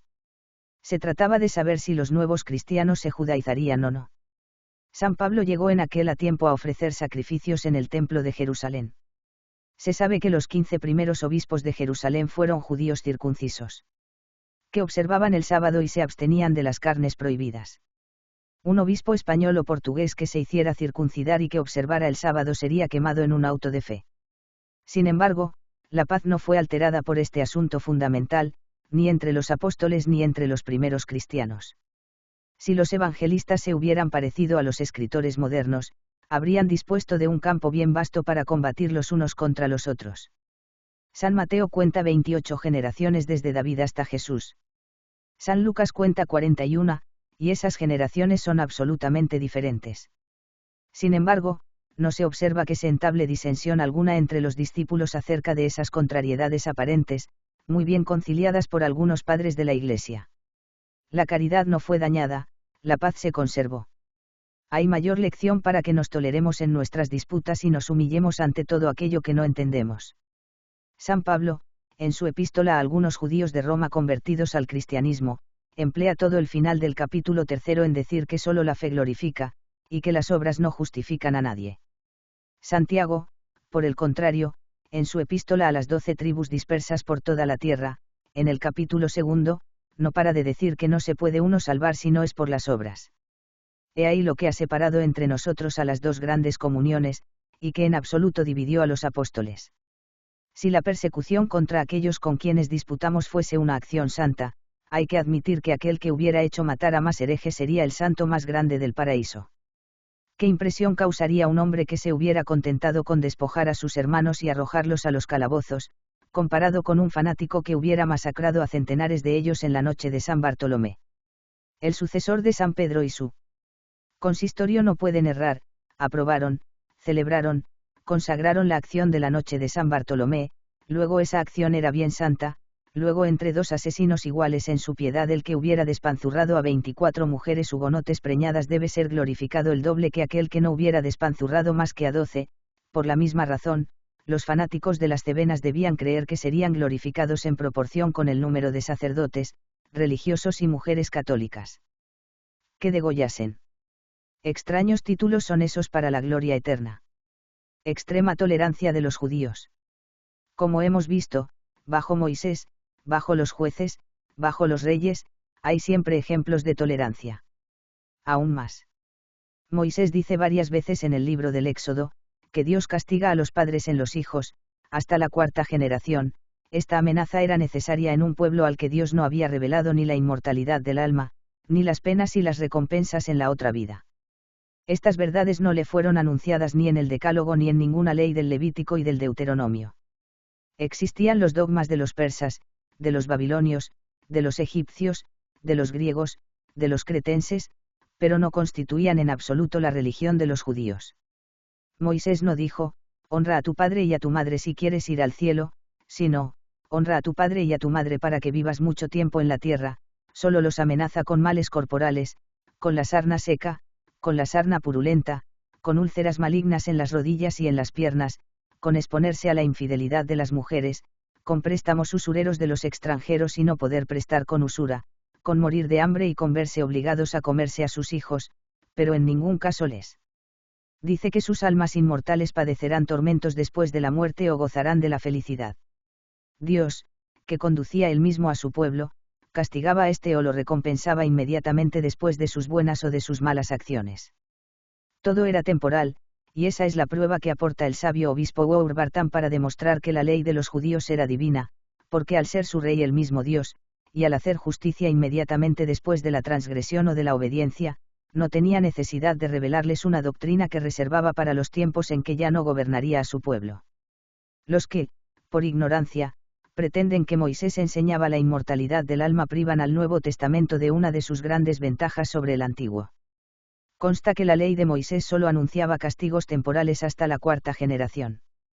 Sin embargo, a pesar del preciso enunciado de esa ley, a pesar de esa declaración expresa de Dios, de que castigaría hasta la cuarta generación, Ezequiel anuncia todo lo contrario a los judíos y les dice que el hijo no acarreará la iniquidad de su padre, llega incluso hasta hacer decir a Dios que les había dado preceptos que no eran buenos.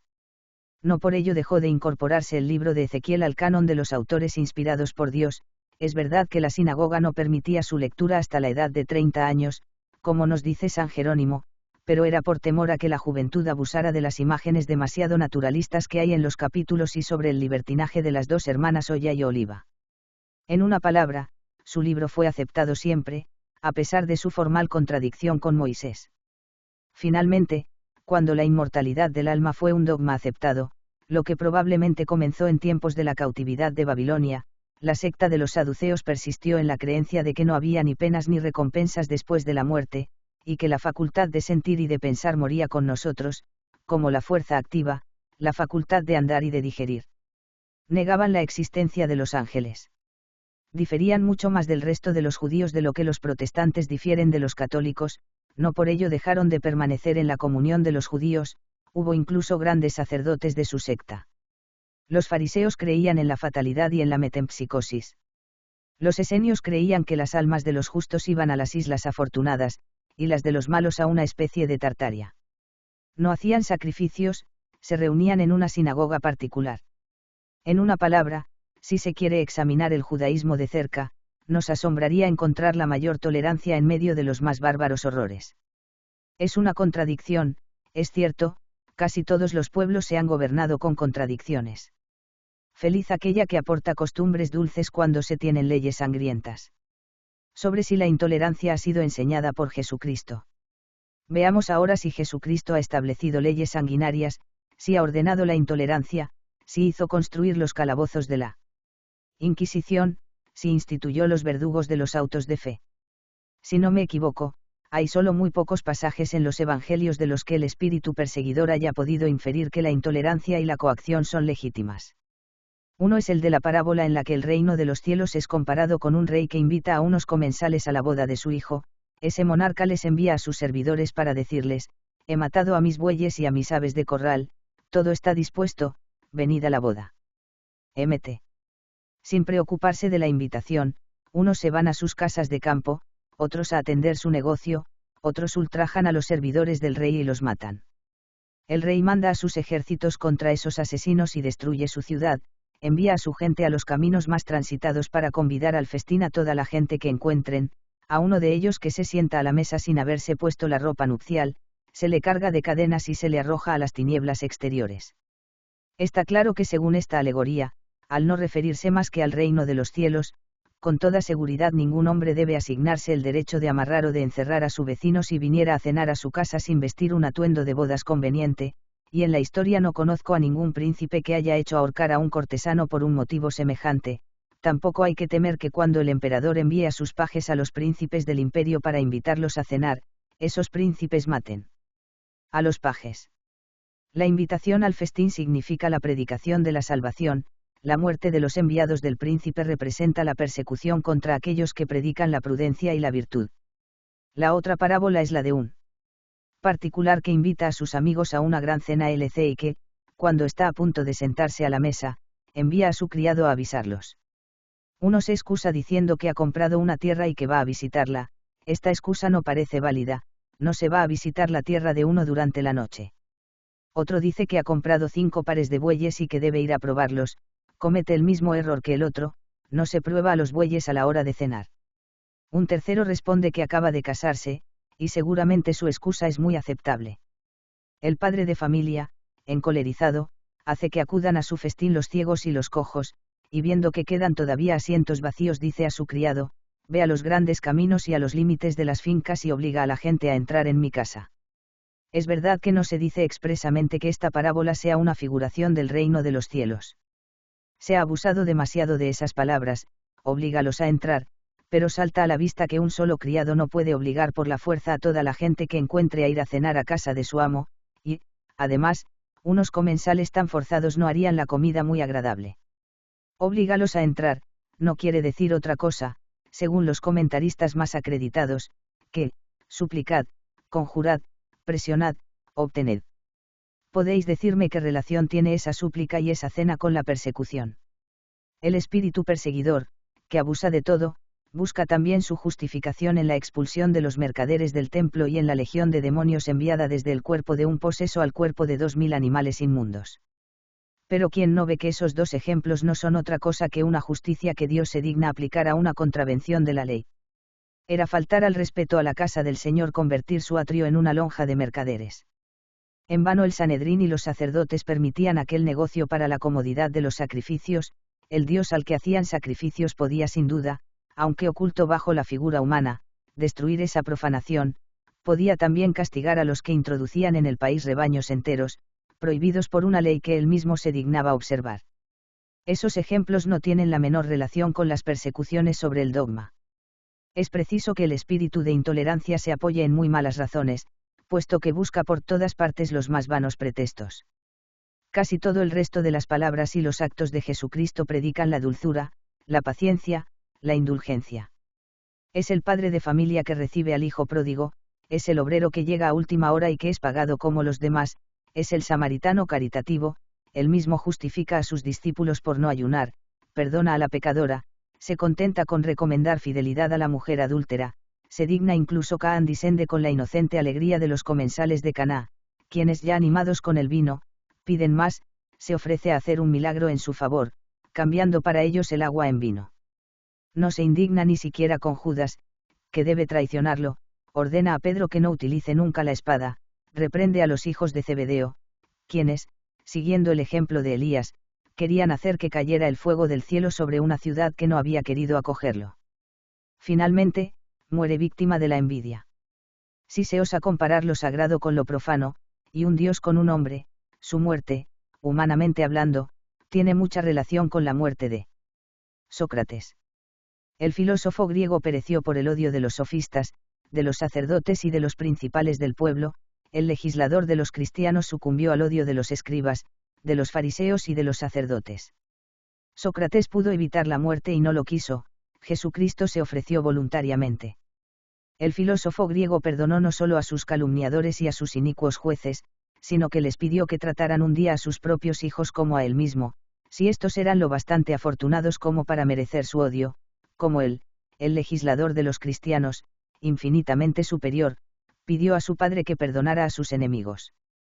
Sócrates había tratado a los sofistas de ignorantes y les había convencido de su mala fe, Jesús, haciendo uso de sus derechos divinos, trató a los escribas y a los fariseos de hipócritas mt, de insensatos, de ciegos, de malvados, de serpientes, de raza de víboras. Sócrates no fue acusado de querer fundar una nueva secta, no se acusó a Jesús de haber querido introducir una. Está dicho que los príncipes de los sacerdotes, y todo el consejo, buscaban un falso testimonio contra Jesús para hacerlo perecer. Pero si buscaban un falso testimonio, entonces no le reprochaban haber predicado públicamente contra la ley. En efecto, se sometió a la ley de Moisés desde su infancia hasta su muerte, y lo circuncidaron al 8º día como a todos los demás niños. Si fue después bautizado en el Jordán, se trató de una ceremonia consagrada entre los judíos, como entre todos los pueblos de Oriente. Todas las manchas legales se limpiaban mediante el bautismo, de esa manera se consagraba a los sacerdotes, se les metía en el agua en la fiesta de la expiación solemne, se bautizaba a los prosélitos. Jesús observó todos los mandatos de la ley, festejó todos los sábados, se abstuvo de las carnes prohibidas, celebró todas las fiestas, e incluso antes de su muerte celebró la Pascua. No se le acusó de ninguna opinión nueva, ni de haber observado rito extranjero alguno. Nacido israelita, vivió continuamente como israelita. 2 testigos que se presentaron lo acusaron de haber dicho, que podría destruir el templo y reconstruirlo en 3 días. Mt. Semejante discurso era incomprensible para los judíos carnales, pero no era una acusación de querer fundar una nueva secta. El sumo sacerdote lo interrogó y le dijo: te ordeno por el Dios vivo que nos digas si eres el Cristo, Hijo de Dios. No se nos dice lo que el sumo sacerdote entendía por Hijo de Dios. A veces se utilizaba esa expresión para hablar de un justo, como se utilizaba la de Hijo de Belial, para hablar de un malvado. Los judíos comunes y corrientes no tenían ni idea del misterio sagrado de un Hijo de Dios, del mismo Dios venido a este mundo. Jesús le respondió: tú lo has dicho, pero yo os digo que pronto veréis al Hijo del Hombre sentado a la diestra de la virtud de Dios, descendiendo sobre las nubes del cielo. Esta respuesta fue considerada como una blasfemia por el Sanedrín irritado. El Sanedrín ya no tenía el derecho de la espada. Llevaron a Jesús ante el gobernador romano de la provincia y lo acusaron calumniosamente de ser un perturbador del orden público que decía que no había que pagar el tributo al César y que además se proclamaba rey de los judíos. Por lo tanto, es de toda evidencia que fue acusado de un crimen de Estado. El gobernador Pilatos, al saber que era un Galileo, lo envió primero ante Herodes, tetrarca de Galilea. Herodes creyó que era imposible que Jesús pudiera aspirar a hacerse jefe de una facción y pretender la realeza, lo trató con desprecio y lo volvió a enviar ante Pilatos, quien tuvo la indigna debilidad de condenarlo para aplacar el tumulto que se había alzado contra él mismo, tanto más cuanto que había tenido que afrontar ya una revuelta de los judíos, como nos dice Josefo. Pilatos no tuvo la misma generosidad que más tarde demostró Festo. Y ahora pregunto yo si es la tolerancia o la intolerancia la que es de derecho divino. Si queréis pareceros a Jesucristo, sed mártires y no verdugos. Testimonios contra la intolerancia. En materia de religión es una impiedad privar de libertad a los hombres, impedirles que elijan una divinidad. Ningún hombre, ni ningún Dios, querrían un culto forzado. Apologética, cap. Si se utilizara la violencia para la defensa de la fe, los obispos se opondrían a ello. San Hilario, libro I. La religión forzada ya no es religión, hay que persuadir y no obligar. La religión no se ordena. Lactancio, libro 3. Es una herejía execrable querer ganarse por la fuerza, por los golpes, por los encarcelamientos, a aquellos a los que no se ha podido convencer por la razón. San Atanasio, libro I. Nada hay más contrario a la religión que la obligación. San Justino, mártir, libro 4. Perseguiremos nosotros lo que Dios tolera, dice San Agustín, antes de que su disputa con los donatistas lo volviese demasiado severo. No se haga violencia alguna contra los judíos. Cuarto Concilio de Toledo, Canon. Aconsejad, y no forcéis. Cartas de San Bernardo. No pretendemos destruir los errores mediante la violencia. Discurso del clero de Francia a Luis XIII. Siempre hemos desaprobado los procedimientos rigurosos. Asamblea del clero, de agosto de. Sabemos que la fe se persuade y que no se ordena. Fletcher, obispo de Nimes, carta. No se deben ni siquiera emplear términos insultantes. Obispo Dubelay, en una instrucción pastoral. Acordaos de que las enfermedades del alma no se curan con la fuerza y la violencia. Cardenal de Camus, instrucción pastoral de. Cansidid a todos la tolerancia civil. Fenelon, arzobispo de Cambrai, al duque de Borgoña. La exacción forzada de una religión es una prueba evidente de que el espíritu que la guía es un espíritu enemigo de la verdad. Dirois, doctor de la Sorbona, libro, cap. La violencia puede hacer hipócritas, no se persuade cuando se profieren amenazas por todas partes. Tillemont, Historia Eclesiástica, tomo. Nos ha parecido conforme a la equidad y a la buena razón el caminar sobre las huellas de la Iglesia antigua, que no utilizó la violencia para establecer y extender la religión. Amonestación del Parlamento de París a Enrique II. La experiencia nos enseña que la violencia es más capaz de irritar que de curar un mal que tiene su raíz en el espíritu. De Dao, epístola dedicatoria a Enrique IV. La fe no se inspira a golpes de espada. Cerisier, sobre los reinados de Enrique IV y de Luis XIII. Es un celo bárbaro el de quien pretende implantar la religión en los corazones, como si la persuasión pudiese ser el efecto de la obligación. Boulainvilliers, situación de Francia. Pasa con la religión como con el amor, con ordenarlo nada se consigue, con la obligación aún menos, nada hay más independiente que amar y creer. Amelot de la Joussaye, sobre las cartas del cardenal de Ossat. Si el cielo os ha amado lo bastante como para haceros ver la verdad, os ha concedido una gran gracia, pero corresponde a quienes han obtenido la herencia de su padre odiar a los que no la tienen. El espíritu de las leyes, libro. Se podría hacer un libro enorme, todo el compuesto por pasajes semejantes. Nuestras historias, nuestros discursos, nuestros sermones, nuestras obras de moral, nuestros catecismos, respiran todos, enseñan hoy todos ese deber sagrado de la indulgencia. ¿Por qué fatalidad, por qué inconsecuencia desmentiríamos en la práctica una teoría que anunciamos diariamente? Cuando nuestras acciones desmienten nuestra moral es que creemos que hay alguna ventaja a nuestro favor haciendo lo contrario de lo que enseñamos, pero la verdad es que no hay ventaja alguna en perseguir a quienes no piensan como nosotros, y en hacernos odiar por ello. Hay por lo tanto, repito, una absurdidad en la intolerancia. Únicos casos en los que la intolerancia es de derecho humano. Para que un gobierno no tenga derecho a castigar los errores de los hombres es necesario que esos errores no sean crímenes, solo son crímenes cuando perturban a la sociedad, perturban a esa sociedad cuando inspiran el fanatismo, es preciso, por tanto, que para merecer la tolerancia los hombres empiecen por no ser fanáticos. Si algunos jóvenes jesuitas, sabiendo que la Iglesia abomina de los réprobos, que los jansenistas están condenados por una bula, que por tanto los jansenistas son réprobos, se van a quemar una casa de los padres del oratorio, porque Keinal, el oratoriano, era jansenista, está claro que será obligado castigar a esos jesuitas. Del mismo modo, si han propagado máximas culpables, si su institución es contraria a las leyes del reino, no hay más remedio que disolver su compañía y abolir a los jesuitas para hacer de ellos unos ciudadanos, lo cual, en el fondo, es un mal imaginario y un bien real para ellos, pues ¿dónde está lo malo de llevar un traje corto en lugar de una sotana, y de ser libre en lugar de ser esclavo?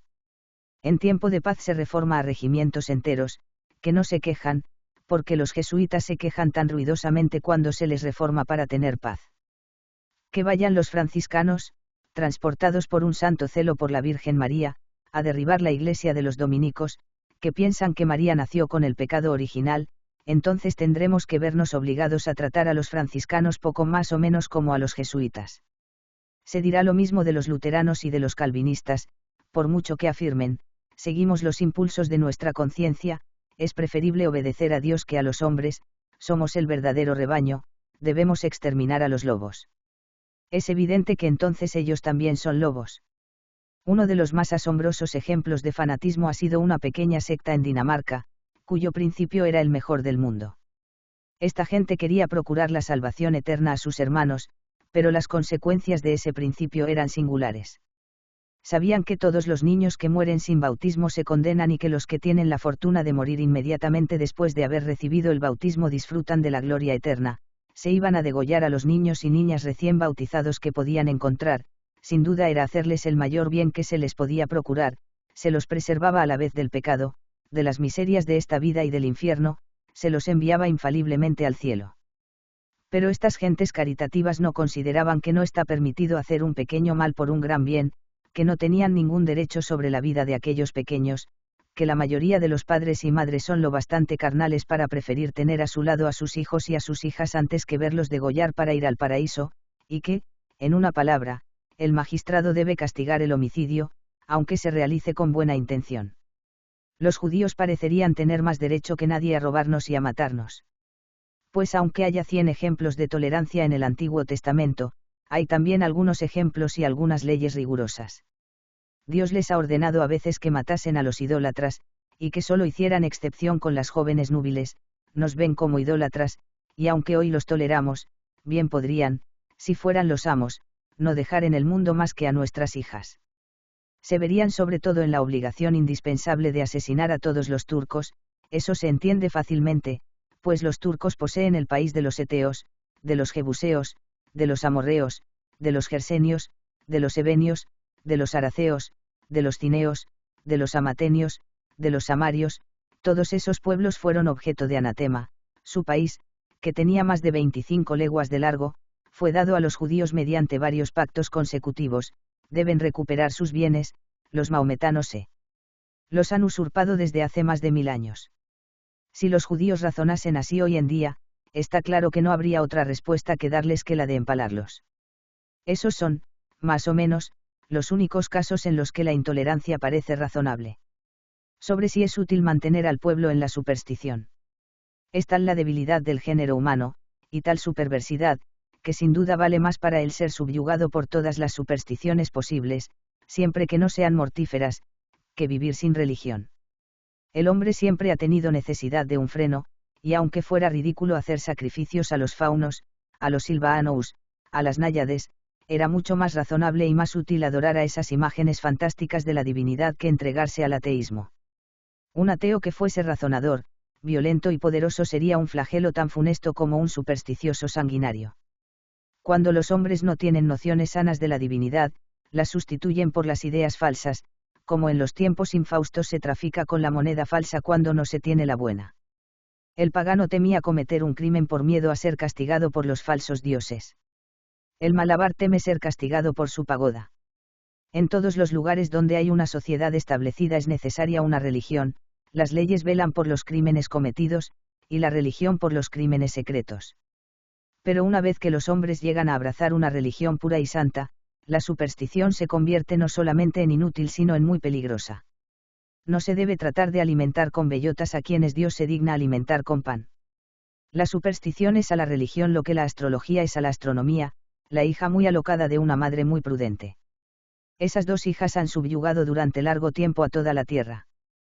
Cuando, en nuestros siglos de barbarie, apenas había 2 señores feudales que tuvieran en su casa un Nuevo Testamento, podía ser perdonable ofrecer fábulas al vulgo, es decir, a esos señores feudales, a sus mujeres imbéciles y a los brutos de sus vasallos, se les hacía creer que San Cristóbal había trasladado al niño Jesús de un borde del río al otro, se les apacentaba con historias de brujos y de posesos, podían imaginar con facilidad que San Genol curaba la gota y que Santa Clara curaba los ojos enfermos.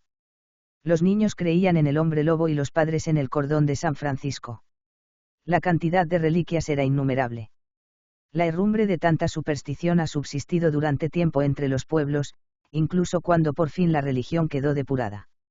Sabemos que cuando el señor de Noailles, obispo de Chalons, hizo que se quitase y se arrojase al fuego la pretendida reliquia del ombligo de Jesucristo, toda la ciudad de Chalons lo procesó, pero él tuvo tanto valor como piedad y pronto consiguió hacer creer a los habitantes de la Champaña que se podía adorar a Jesucristo en espíritu y en verdad sin tener que conservar su ombligo en una iglesia. Los llamados jansenistas contribuyeron no poco a desarraigar insensiblemente del espíritu de la nación la mayoría de las falsas ideas que deshonraban a la religión cristiana. Se dejó de creer que bastaba con recitar la oración de los 30 días a la Virgen María para obtener todo lo que se quería y para pecar impunemente. Finalmente, la burguesía ha empezado a sospechar que no era Santa Genoveva la que traía o hacía que parase la lluvia, sino que era el mismo Dios el que disponía de los elementos. Los monjes se asombraron de que sus santos ya no hicieran milagros, y si los que escribieron la vida de San Francisco Javier volvieran al mundo, ya no se atreverían a escribir que ese santo resucitó a 9 muertos, que estuvo al mismo tiempo sobre el mar y sobre tierra y que su crucifijo, que había caído al mar, se lo trajo de vuelta un cangrejo. Lo mismo ha pasado con las excomuniones. Nuestros historiadores nos dicen que cuando el rey Roberto fue excomulgado por el Papa Gregorio V por haberse casado con la princesa Berta, que era su comadre, sus criados arrojaban por las ventanas la carne que habían servido al rey y que la reina Berta dio a luz a una oca en castigo por ese matrimonio incestuoso. Se duda hoy de que los maestresalas de un rey de Francia excomulgado arrojasen su cena por la ventana y que la reina trajera al mundo a un ganso en tal oportunidad. Si hay algunos convulsionarios en un rincón de un barrio, se trata de una enfermedad pedicular, que solamente afecta al populacho más vil. En Francia, la razón penetra diariamente tanto en las tiendas de los mercaderes como en las mansiones de los señores. Por lo tanto hay que cultivar los frutos de esa razón, tanto más cuanto que es imposible impedir que broten. No se puede gobernar Francia después de que haya sido ilustrada por los Pascal, los Nicole, los Arnaud, los Bossuet, los Descartes, los Gassendi, los Bayle, los Fontanel, como se la gobernaba en tiempos de los Garasé y los Menot. Si los maestros del error, quiero decir los grandes maestros, durante tanto tiempo pagados y honrados por embrutecer a la especie humana, ordenasen hoy creer que el grano debe pudrirse para germinar, que la tierra está inmóvil sobre sus cimientos, que no gira alrededor del sol, que las mareas no son un efecto natural de la gravitación, que el arco iris no está formado por la refracción y la reflexión de los rayos de luz, y si se basasen en pasajes de la Sagrada Escritura para fundamentar sus órdenes, como serían observados por todos los hombres instruidos. Sería excesivo el término de bestias. Y si esos sabios maestros se sirvieran de la fuerza y de la persecución para hacer reinar su insolente ignorancia, el término de bestias feroces sería inapropiado. Cuanto más se desprecian las supersticiones de los monjes, más respetados son los obispos y más considerados son los sacerdotes, no hacen sino el bien, y las ultramontanas supersticiones monacales harían mucho mal. Pero, de todas las supersticiones, no es la más peligrosa la de odiar al prójimo por sus opiniones. Y no es evidente que sería todavía más razonable adorar el santo ombligo, el santo prepucio, la leche y el vestido de la Virgen María que detestar y perseguir a nuestro hermano. Virtud vale más que ciencia. A menos dogmas, menos disputas, y a menos disputas, menos desgracias. Si esto no es verdad, es que estoy equivocado. La religión está instituida para hacernos felices en esta vida y en la otra. ¿Qué hace falta para ser feliz en la otra vida? Ser justo. Para ser feliz en esta, tanto como lo permita la miseria de nuestra naturaleza, ¿qué hace falta? Ser indulgente. Sería el colmo de la locura pretender hacer que todos los hombres pensasen de una manera uniforme sobre la metafísica. Se podría subyugar con mucha mayor facilidad al universo entero mediante las armas que subyugar a todas las conciencias de una sola ciudad. Euclides consiguió persuadir fácilmente a todos los hombres de las verdades de la geometría. ¿Por qué? Porque no hay una sola que no sea un corolario evidente de este pequeño axioma, 2 y 2 son 4. No sucede del todo lo mismo con la mezcla de la metafísica y la teología. Cuando el obispo Alejandro y el sacerdote Arius, o Arrio, empezaron a disputar sobre la manera en que el Logos era una emanación del Padre, el emperador Constantino les escribió estas palabras, ya dichas por Eusebio y por Sócrates: sois unos locos al disputar sobre cosas que no podéis entender.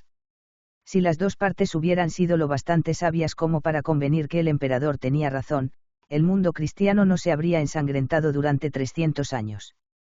¿Qué hay, en efecto, de más horrible que el decir a los hombres: amigos míos, no basta con ser súbditos fieles, hijos sumisos, padres solícitos, vecinos equitativos, practicar todas las virtudes, cultivar la amistad, rehuir la ingratitud y adorar a Jesucristo en paz? Hace falta además que sepáis que se es engendrado desde toda la eternidad, y si no sabéis distinguir el homoousion en la hipóstasis, os anunciamos que seréis quemados eternamente y, mientras tanto, empezaremos por degollaros. Si se hubiera sometido tal decisión a un Arquímedes, a un Posidonio, a un Varrón, a un Catón, a un Cicerón, ¿qué habrían respondido? Constantino no perseveró en la resolución de imponer silencio a las dos partes, podía hacer venir a los jefes del egotismo a su palacio, podía preguntarles en nombre de qué autoridad perturbaban al mundo: tenéis los títulos de la familia divina. ¿Qué os importa que el Logo sea hecho o engendrado con tal de que se predique una buena moral y que se practique si se puede? He cometido muchas faltas en mi vida, y vosotros también, vosotros sois ambiciosos, y yo también, el imperio me ha costado engaños y crueldades, he asesinado a casi todos mis prójimos, y me arrepiento de ello. Quiero expiar mis crímenes tranquilizando al Imperio Romano, no me impidáis hacer el único bien que pueda hacer olvidar mis antiguas barbaries, ayudadme a acabar mis días en paz. Quizá no hubiera obtenido nada de los contendientes, tal vez le halagara presidir un concilio vestido con un largo traje rojo, y con la testa cargada de pedrería. Y, sin embargo, ahí estaba lo que abrió la puerta a todas las calamidades que nos vinieron de Asia para inundar Occidente. De cada versículo discutido salió una furia armada de un sofisma y de un puñal, que volvió a todos los hombres insensatos y crueles. Los hunos, los érulos, los godos y los vándalos que sobrevinieron hicieron infinitamente menos mal. Y el mayor que hicieron fue el de prestarse ellos mismos, finalmente, a esas disputas fatales. Sobre la tolerancia universal. No se precisa de mucho arte, ni de una elocuencia rebuscada, para demostrar que los cristianos deben tolerarse los unos a los otros. Iré más lejos, os digo que hay que ver a todos los hombres como a nuestros hermanos. ¿Cómo? El turco, hermano mío. El chino, hermano mío. El judío. El siamés. Sí, sin duda. ¿Acaso no somos todos hijos del mismo Padre, y criaturas del mismo Dios? Pero si esos pueblos nos desprecian, pero si nos tratan de idólatras. Pues bien, les diré que están muy equivocados. Me parece que al menos podría agrietar la orgullosa obstinación de un imán, o de un sacerdote budista, si le hablase poco más o menos así. Este pequeño globo, que no es más que un punto, rueda por el espacio, al igual que otros globos, estamos perdidos en esa inmensidad. El hombre, que mide alrededor de 5 pies, es seguramente poca cosa en la creación.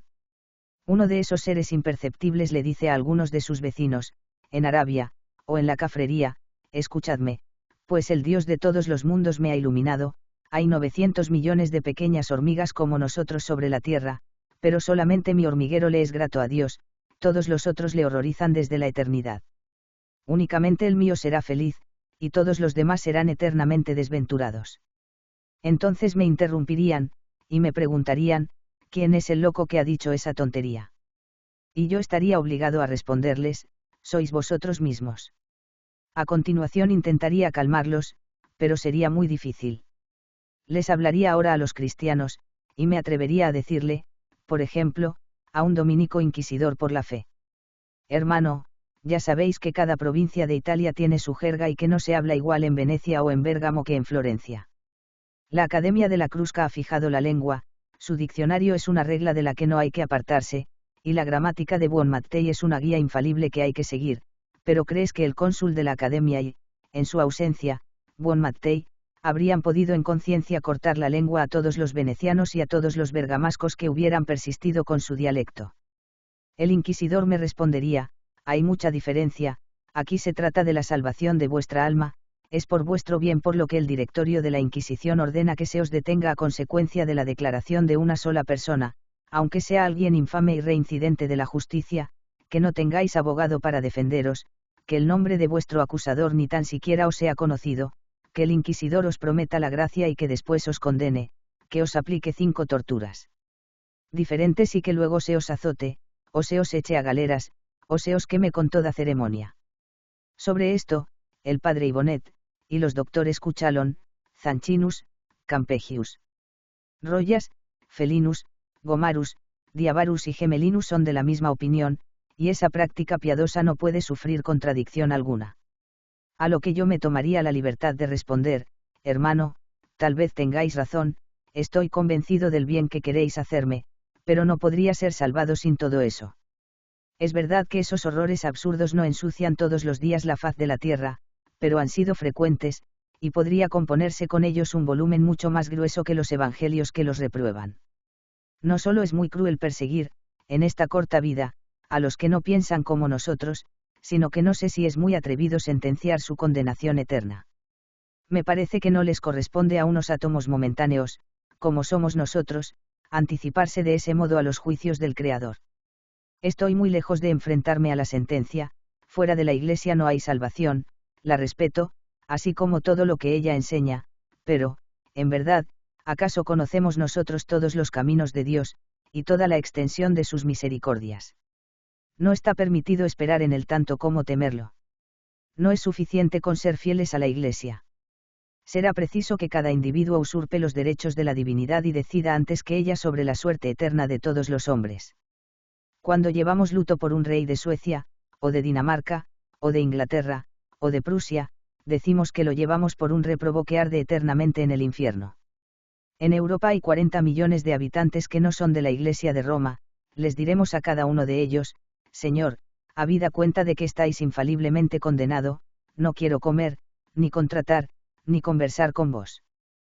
¿Qué embajador de Francia, al ser presentado en audiencia al gran Señor, se dirá, en el fondo de su corazón, Su Alteza será infaliblemente quemado por toda la eternidad, ya que se ha sometido a la circuncisión? Si creyera realmente que el gran Señor es el enemigo mortal de Dios, y el objeto de su venganza, podría hablarle, debería ser enviado a él, ¿Con qué hombre se podría comerciar? ¿Qué deber de la vida civil se podría cumplir si en efecto estuviéramos convencidos de esa idea de que conversamos con réprobos? Oh, sectarios de un Dios clemente. Si tuvierais un corazón cruel, si al adorar a aquel para el que toda la ley consistía en estas palabras, amad a Dios y a vuestro prójimo, habéis sobrecargado esa ley pura y santa con sofismas y con disputas incomprensibles, si hubieseis atizado la discordia, ya fuera por una palabra nueva, ya fuera por una sola letra del alfabeto, si hubierais atribuido penas eternas a la omisión de algunas palabras, de algunas ceremonias que otros pueblos no podían conocer, os diría derramando lágrimas sobre el género humano: transportaos conmigo hasta el día en el que todos los hombres serán juzgados, y en el que Dios dará a cada cual según sus obras.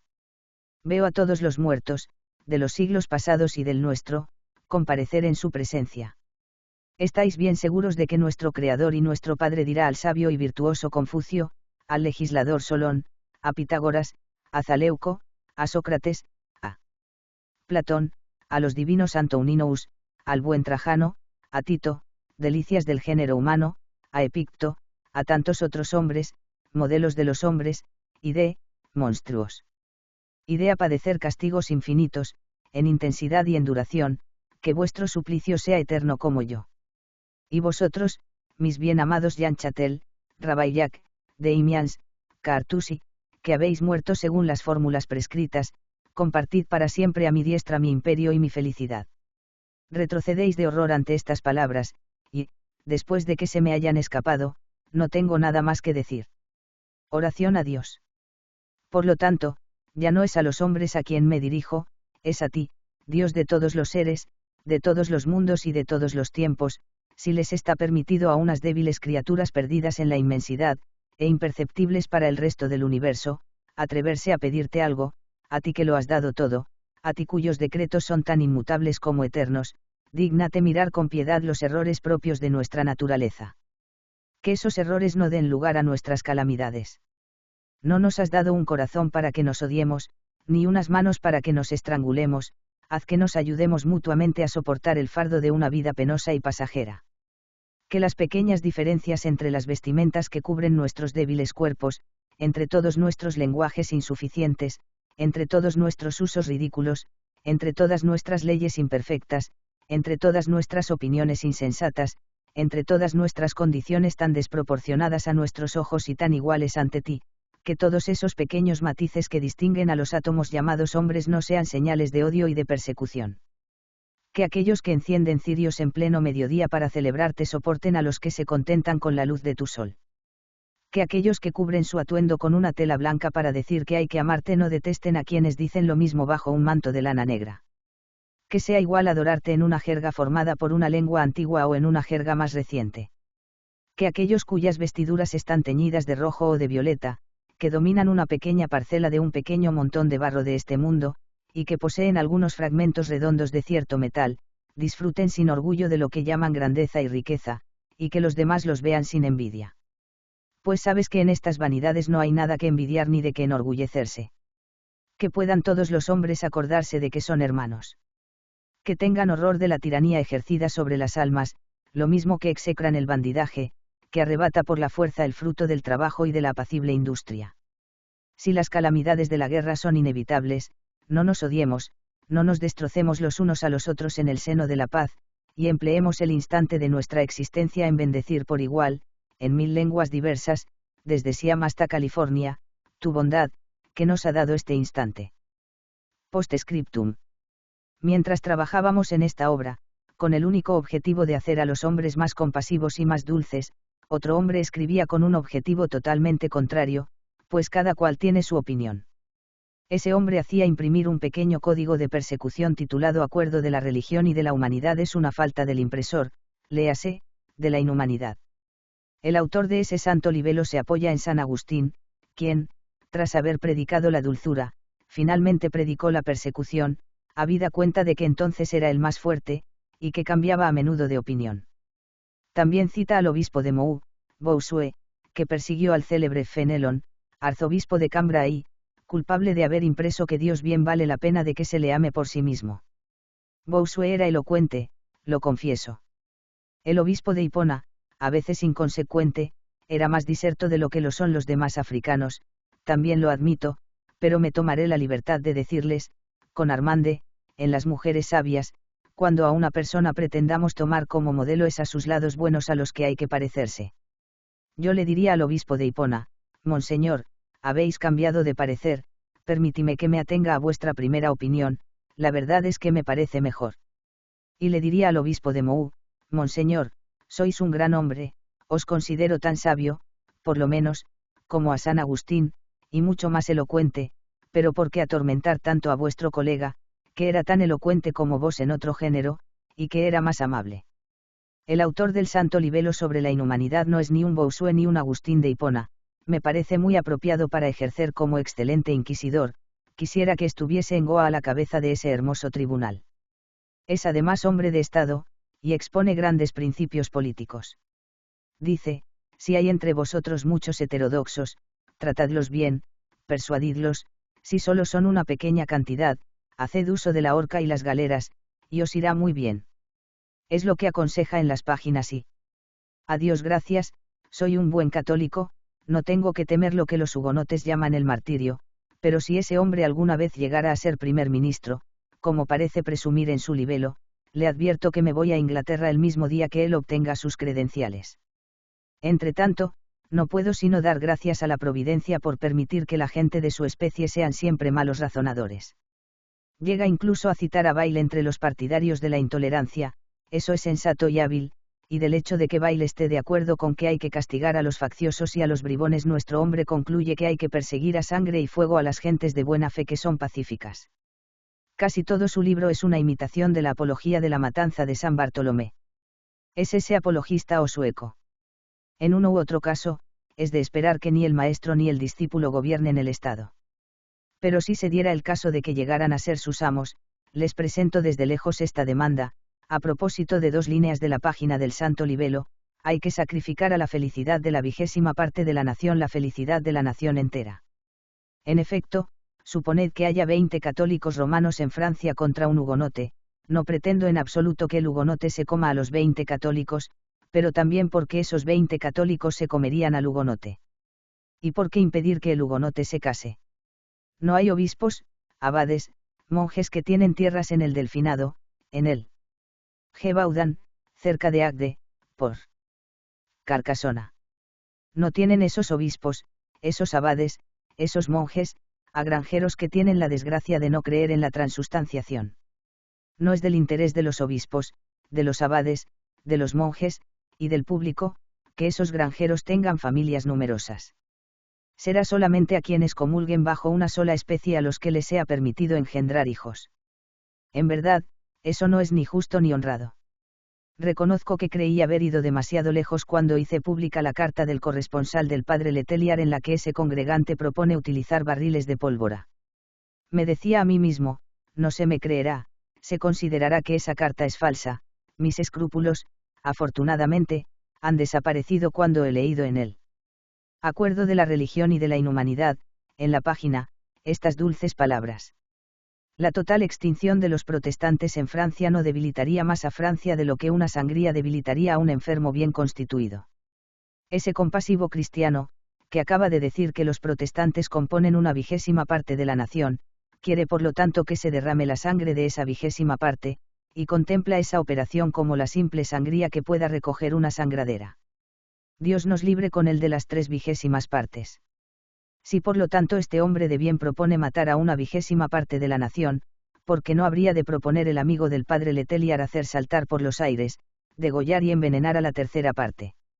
Así que es muy verosímil que la carta al padre Letelier haya sido realmente escrita. El santo autor termina finalmente concluyendo que la intolerancia es una cosa excelente, porque no ha sido, dice, condenada expresamente por Jesucristo. Pero Jesucristo tampoco ha condenado a los que prendieron fuego a París por los 4 costados, ¿es esta una razón para canonizar a los incendiarios? Así pues, cuando la naturaleza deja oír por un lado su voz dulce y bienhechora, el fanatismo, ese enemigo de la naturaleza, lanza sus aullidos, y cuando la paz se presenta a los hombres, la intolerancia forja sus armas. Oh, vosotros, árbitros de las naciones, que habéis dado la paz a Europa, decidid entre el espíritu pacífico y el espíritu asesino. Continuación y conclusión. Nos enteramos de que el de marzo de todo el Consejo de Estado, reunido en Versalles, con asistencia de los ministros de Estado, y bajo la presidencia del canciller, el maestro relator, señor de Crosne, leyó su informe sobre el caso Calas con la imparcialidad de un juez, la exactitud de un hombre perfectamente instruido y la elocuencia simple y verdadera de un orador hombre de Estado, la única que conviene en tal asamblea. Una multitud prodigiosa de personas de todo rango esperaba en la galería del palacio la decisión del Consejo. Pronto se anunció al rey que todos los votos, sin exceptuar ninguno, habían dispuesto que el Parlamento de Toulouse enviara al Consejo las piezas del proceso y los motivos de su sentencia, la que hizo expirar a Jean Calas en la rueda. Su Majestad aprobó el fallo del Consejo. Hay pues humanidad y justicia entre los hombres. Y principalmente en el consejo de un rey amado y digno de serlo. El caso de una desgraciada familia de ciudadanos oscuros ha ocupado a su Majestad, a sus ministros, al canciller y a todo el Consejo, y ha sido discutido con un examen tan meditado como puedan serlo los mayores objetivos de la guerra y de la paz. El amor a la equidad, el interés del género humano, ha guiado a todos los jueces. Gracias les sean dadas a ese Dios clemente, el único que inspira la equidad y todas las virtudes. Damos fe de que nunca hemos conocido a ese infortunado Calas, al que los 8 jueces de Toulouse hicieron perecer basándose en los más débiles indicios, contra las ordenanzas de nuestros reyes, y contra las leyes de todas las naciones, ni a su hijo Marc Antoine, cuya extraña muerte indujo a esos 8 jueces al error, ni a la madre, tan respetable como desgraciada, ni a sus inocentes hijas, que vinieron con ella desde 200 leguas de distancia para poner su desastre y su virtud a los pies del trono. Ese Dios sabe que solo nos ha animado un espíritu de justicia, de verdad y de paz cuando hemos escrito lo que pensamos sobre la tolerancia con motivo de Jean Calas, al que el espíritu de intolerancia hizo morir.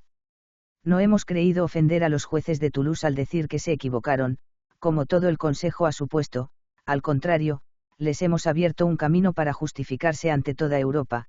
Ese camino es el de reconocer que unos indicios equívocos y los gritos de una multitud insensata han sorprendido a su justicia, el de pedir perdón a la viuda, y el de reparar, en lo que puedan, la completa ruina de una familia inocente, uniéndose a los que la socorren en su aflicción.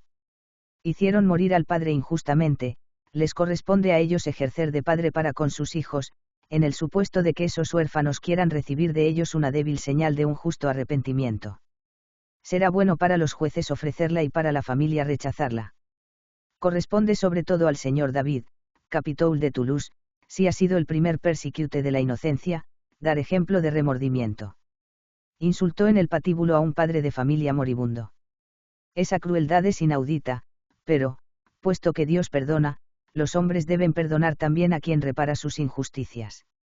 Me han escrito desde el Languedoc esta carta, del de febrero de. Vuestra obra sobre la tolerancia me parece llena de humanidad y de verdad, pero temo que pueda hacer más mal que bien a la familia de los Calas. Puede irritar a los 8 jueces favorables al suplicio de la rueda, pedirán al Parlamento que se queme vuestro libro, y los fanáticos, pues siempre los hay, responderán con gritos de furor a la voz de la razón. He aquí mi respuesta. Los 8 jueces de Toulouse pueden hacer quemar mi libro, si eso es bueno, no hay nada más fácil, se quemaron las lettres provinciales, que valían sin duda mucho más, cada cual puede quemar en su casa los libros y papeles que le disgusten.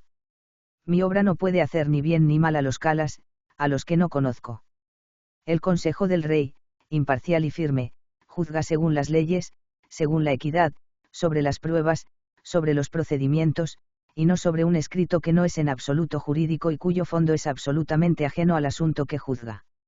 De nada serviría imprimir infolios a favor o en contra de los 8 jueces de Toulouse, y a favor y en contra de la tolerancia, ni el Consejo ni ningún tribunal considerarán esos libros como piezas del proceso. Estoy de acuerdo con que hay fanáticos que gritarán, pero mantengo que hay muchos lectores sabios que razonarán. He sabido que el Parlamento de Toulouse y algunos otros tribunales tienen una jurisprudencia singular, admiten cuartos, tercios y sextas partes de prueba. De ese modo, con 6 síes de un lado, 3 de otro y 4 cuartos de presunción, forman 3 pruebas completas, y con esa bella demostración mandan sin misericordia a un hombre al suplicio. Un ligero conocimiento del arte de razonar bastaría para hacerles adoptar otro método. Eso que se llama una semiprueba no puede ser sino una sospecha, no hay rigor en la semiprueba, o una cosa está probada o no lo está, no hay punto intermedio. 100.000 sospechas reunidas no pueden establecer una prueba, como 100.000 ceros no pueden componer un número. Hay cuartos de tono en la música, aunque no puedan ejecutarse, pero no hay ni cuarto de verdad ni cuarto de razonamiento. A dos testigos que sostengan su declaración se les considera que han aportado una prueba, pero eso no es suficiente, hace falta que esos dos testigos lo sean sin pasión, sin prejuicios y, sobre todo, que lo que dicen no choque con la razón. De nada serviría que 4 personajes de lo más serio dijeran que han visto a un anciano enfermo agarrar por el cuello a un joven vigoroso y tirarlo por la ventana a 40 pasos de distancia, está claro que habría que meter a esos 4 testigos en el manicomio.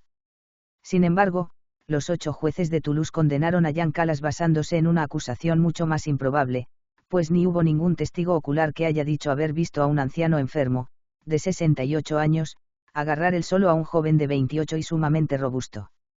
Unos fanáticos han dicho solamente que otros fanáticos les habían dicho que habían oído decir a otros fanáticos que Jean Calas, gracias a una fuerza sobrenatural, había ahorcado a su hijo. Se ha dictado por lo tanto una sentencia absurda basada en acusaciones absurdas. No hay más remedio para semejante jurisprudencia que aquellos que adquieren el derecho de juzgar a los hombres realicen de ahora en adelante mejores estudios. Este escrito sobre la tolerancia es una petición que la humanidad hace muy humildemente al poder y a la prudencia. Siembro un grano que algún día podrá producir una cosecha. Esperemos todo del tiempo, de la bondad del rey, de la sabiduría de sus ministros y del espíritu de la razón que comienza a expandir su luz por doquier. La naturaleza les dice a todos los hombres, os he hecho nacer a todos débiles e ignorantes, para vegetar algunos minutos sobre la tierra y para abonarla con vuestros cadáveres. Puesto que sois débiles, socorreos unos a otros, puesto que sois ignorantes, ilustraos y ayudaos. Cuando todos seáis de la misma opinión, lo que seguramente no ocurrirá nunca, cuando no haya más que un solo hombre con una opinión contraria, deberéis perdonarlo, pues soy yo la que le hace pensar como piensa. Os he dado brazos para cultivar la tierra, y un pequeño resplandor de razón para que os guiéis, he puesto en vuestros corazones un germen de compasión para que os ayudéis los unos a los otros a soportar la vida. No ahoguéis ese germen, no lo corrompáis, sabed que es divino, y no sustituyáis la voz de la naturaleza por los miserables furores de la escuela. Soy yo sola la que os une a pesar vuestro por vuestras mutuas necesidades, en medio incluso de vuestras crueles guerras emprendidas tan ligeramente, eterno teatro de los errores, de los azares y de las desgracias. Soy yo sola la que en una nación detiene las funestas consecuencias de la división interminable entre la nobleza y la magistratura, entre esos dos cuerpos y el del clero, incluso entre el burgués y el campesino. Ignoran todos los límites de sus derechos, pero, a la larga, y a su pesar, todos escuchan mi voz, que les habla al corazón. Yo sola conservo la equidad en los tribunales, donde sin mí todo sería entregado a la indecisión y a los caprichos, en medio de un confuso amasijo de leyes hechas a menudo al azar, y por una necesidad pasajera, diferentes entre sí de provincia en provincia, de ciudad en ciudad, y casi siempre contradictorias entre sí en el mismo lugar. Yo sola puedo inspirar la justicia, mientras que las leyes no inspiran sino enredos, el que me escucha siempre juzga bien, y el que solo busca conciliar opiniones que se contradicen es el que se extravía.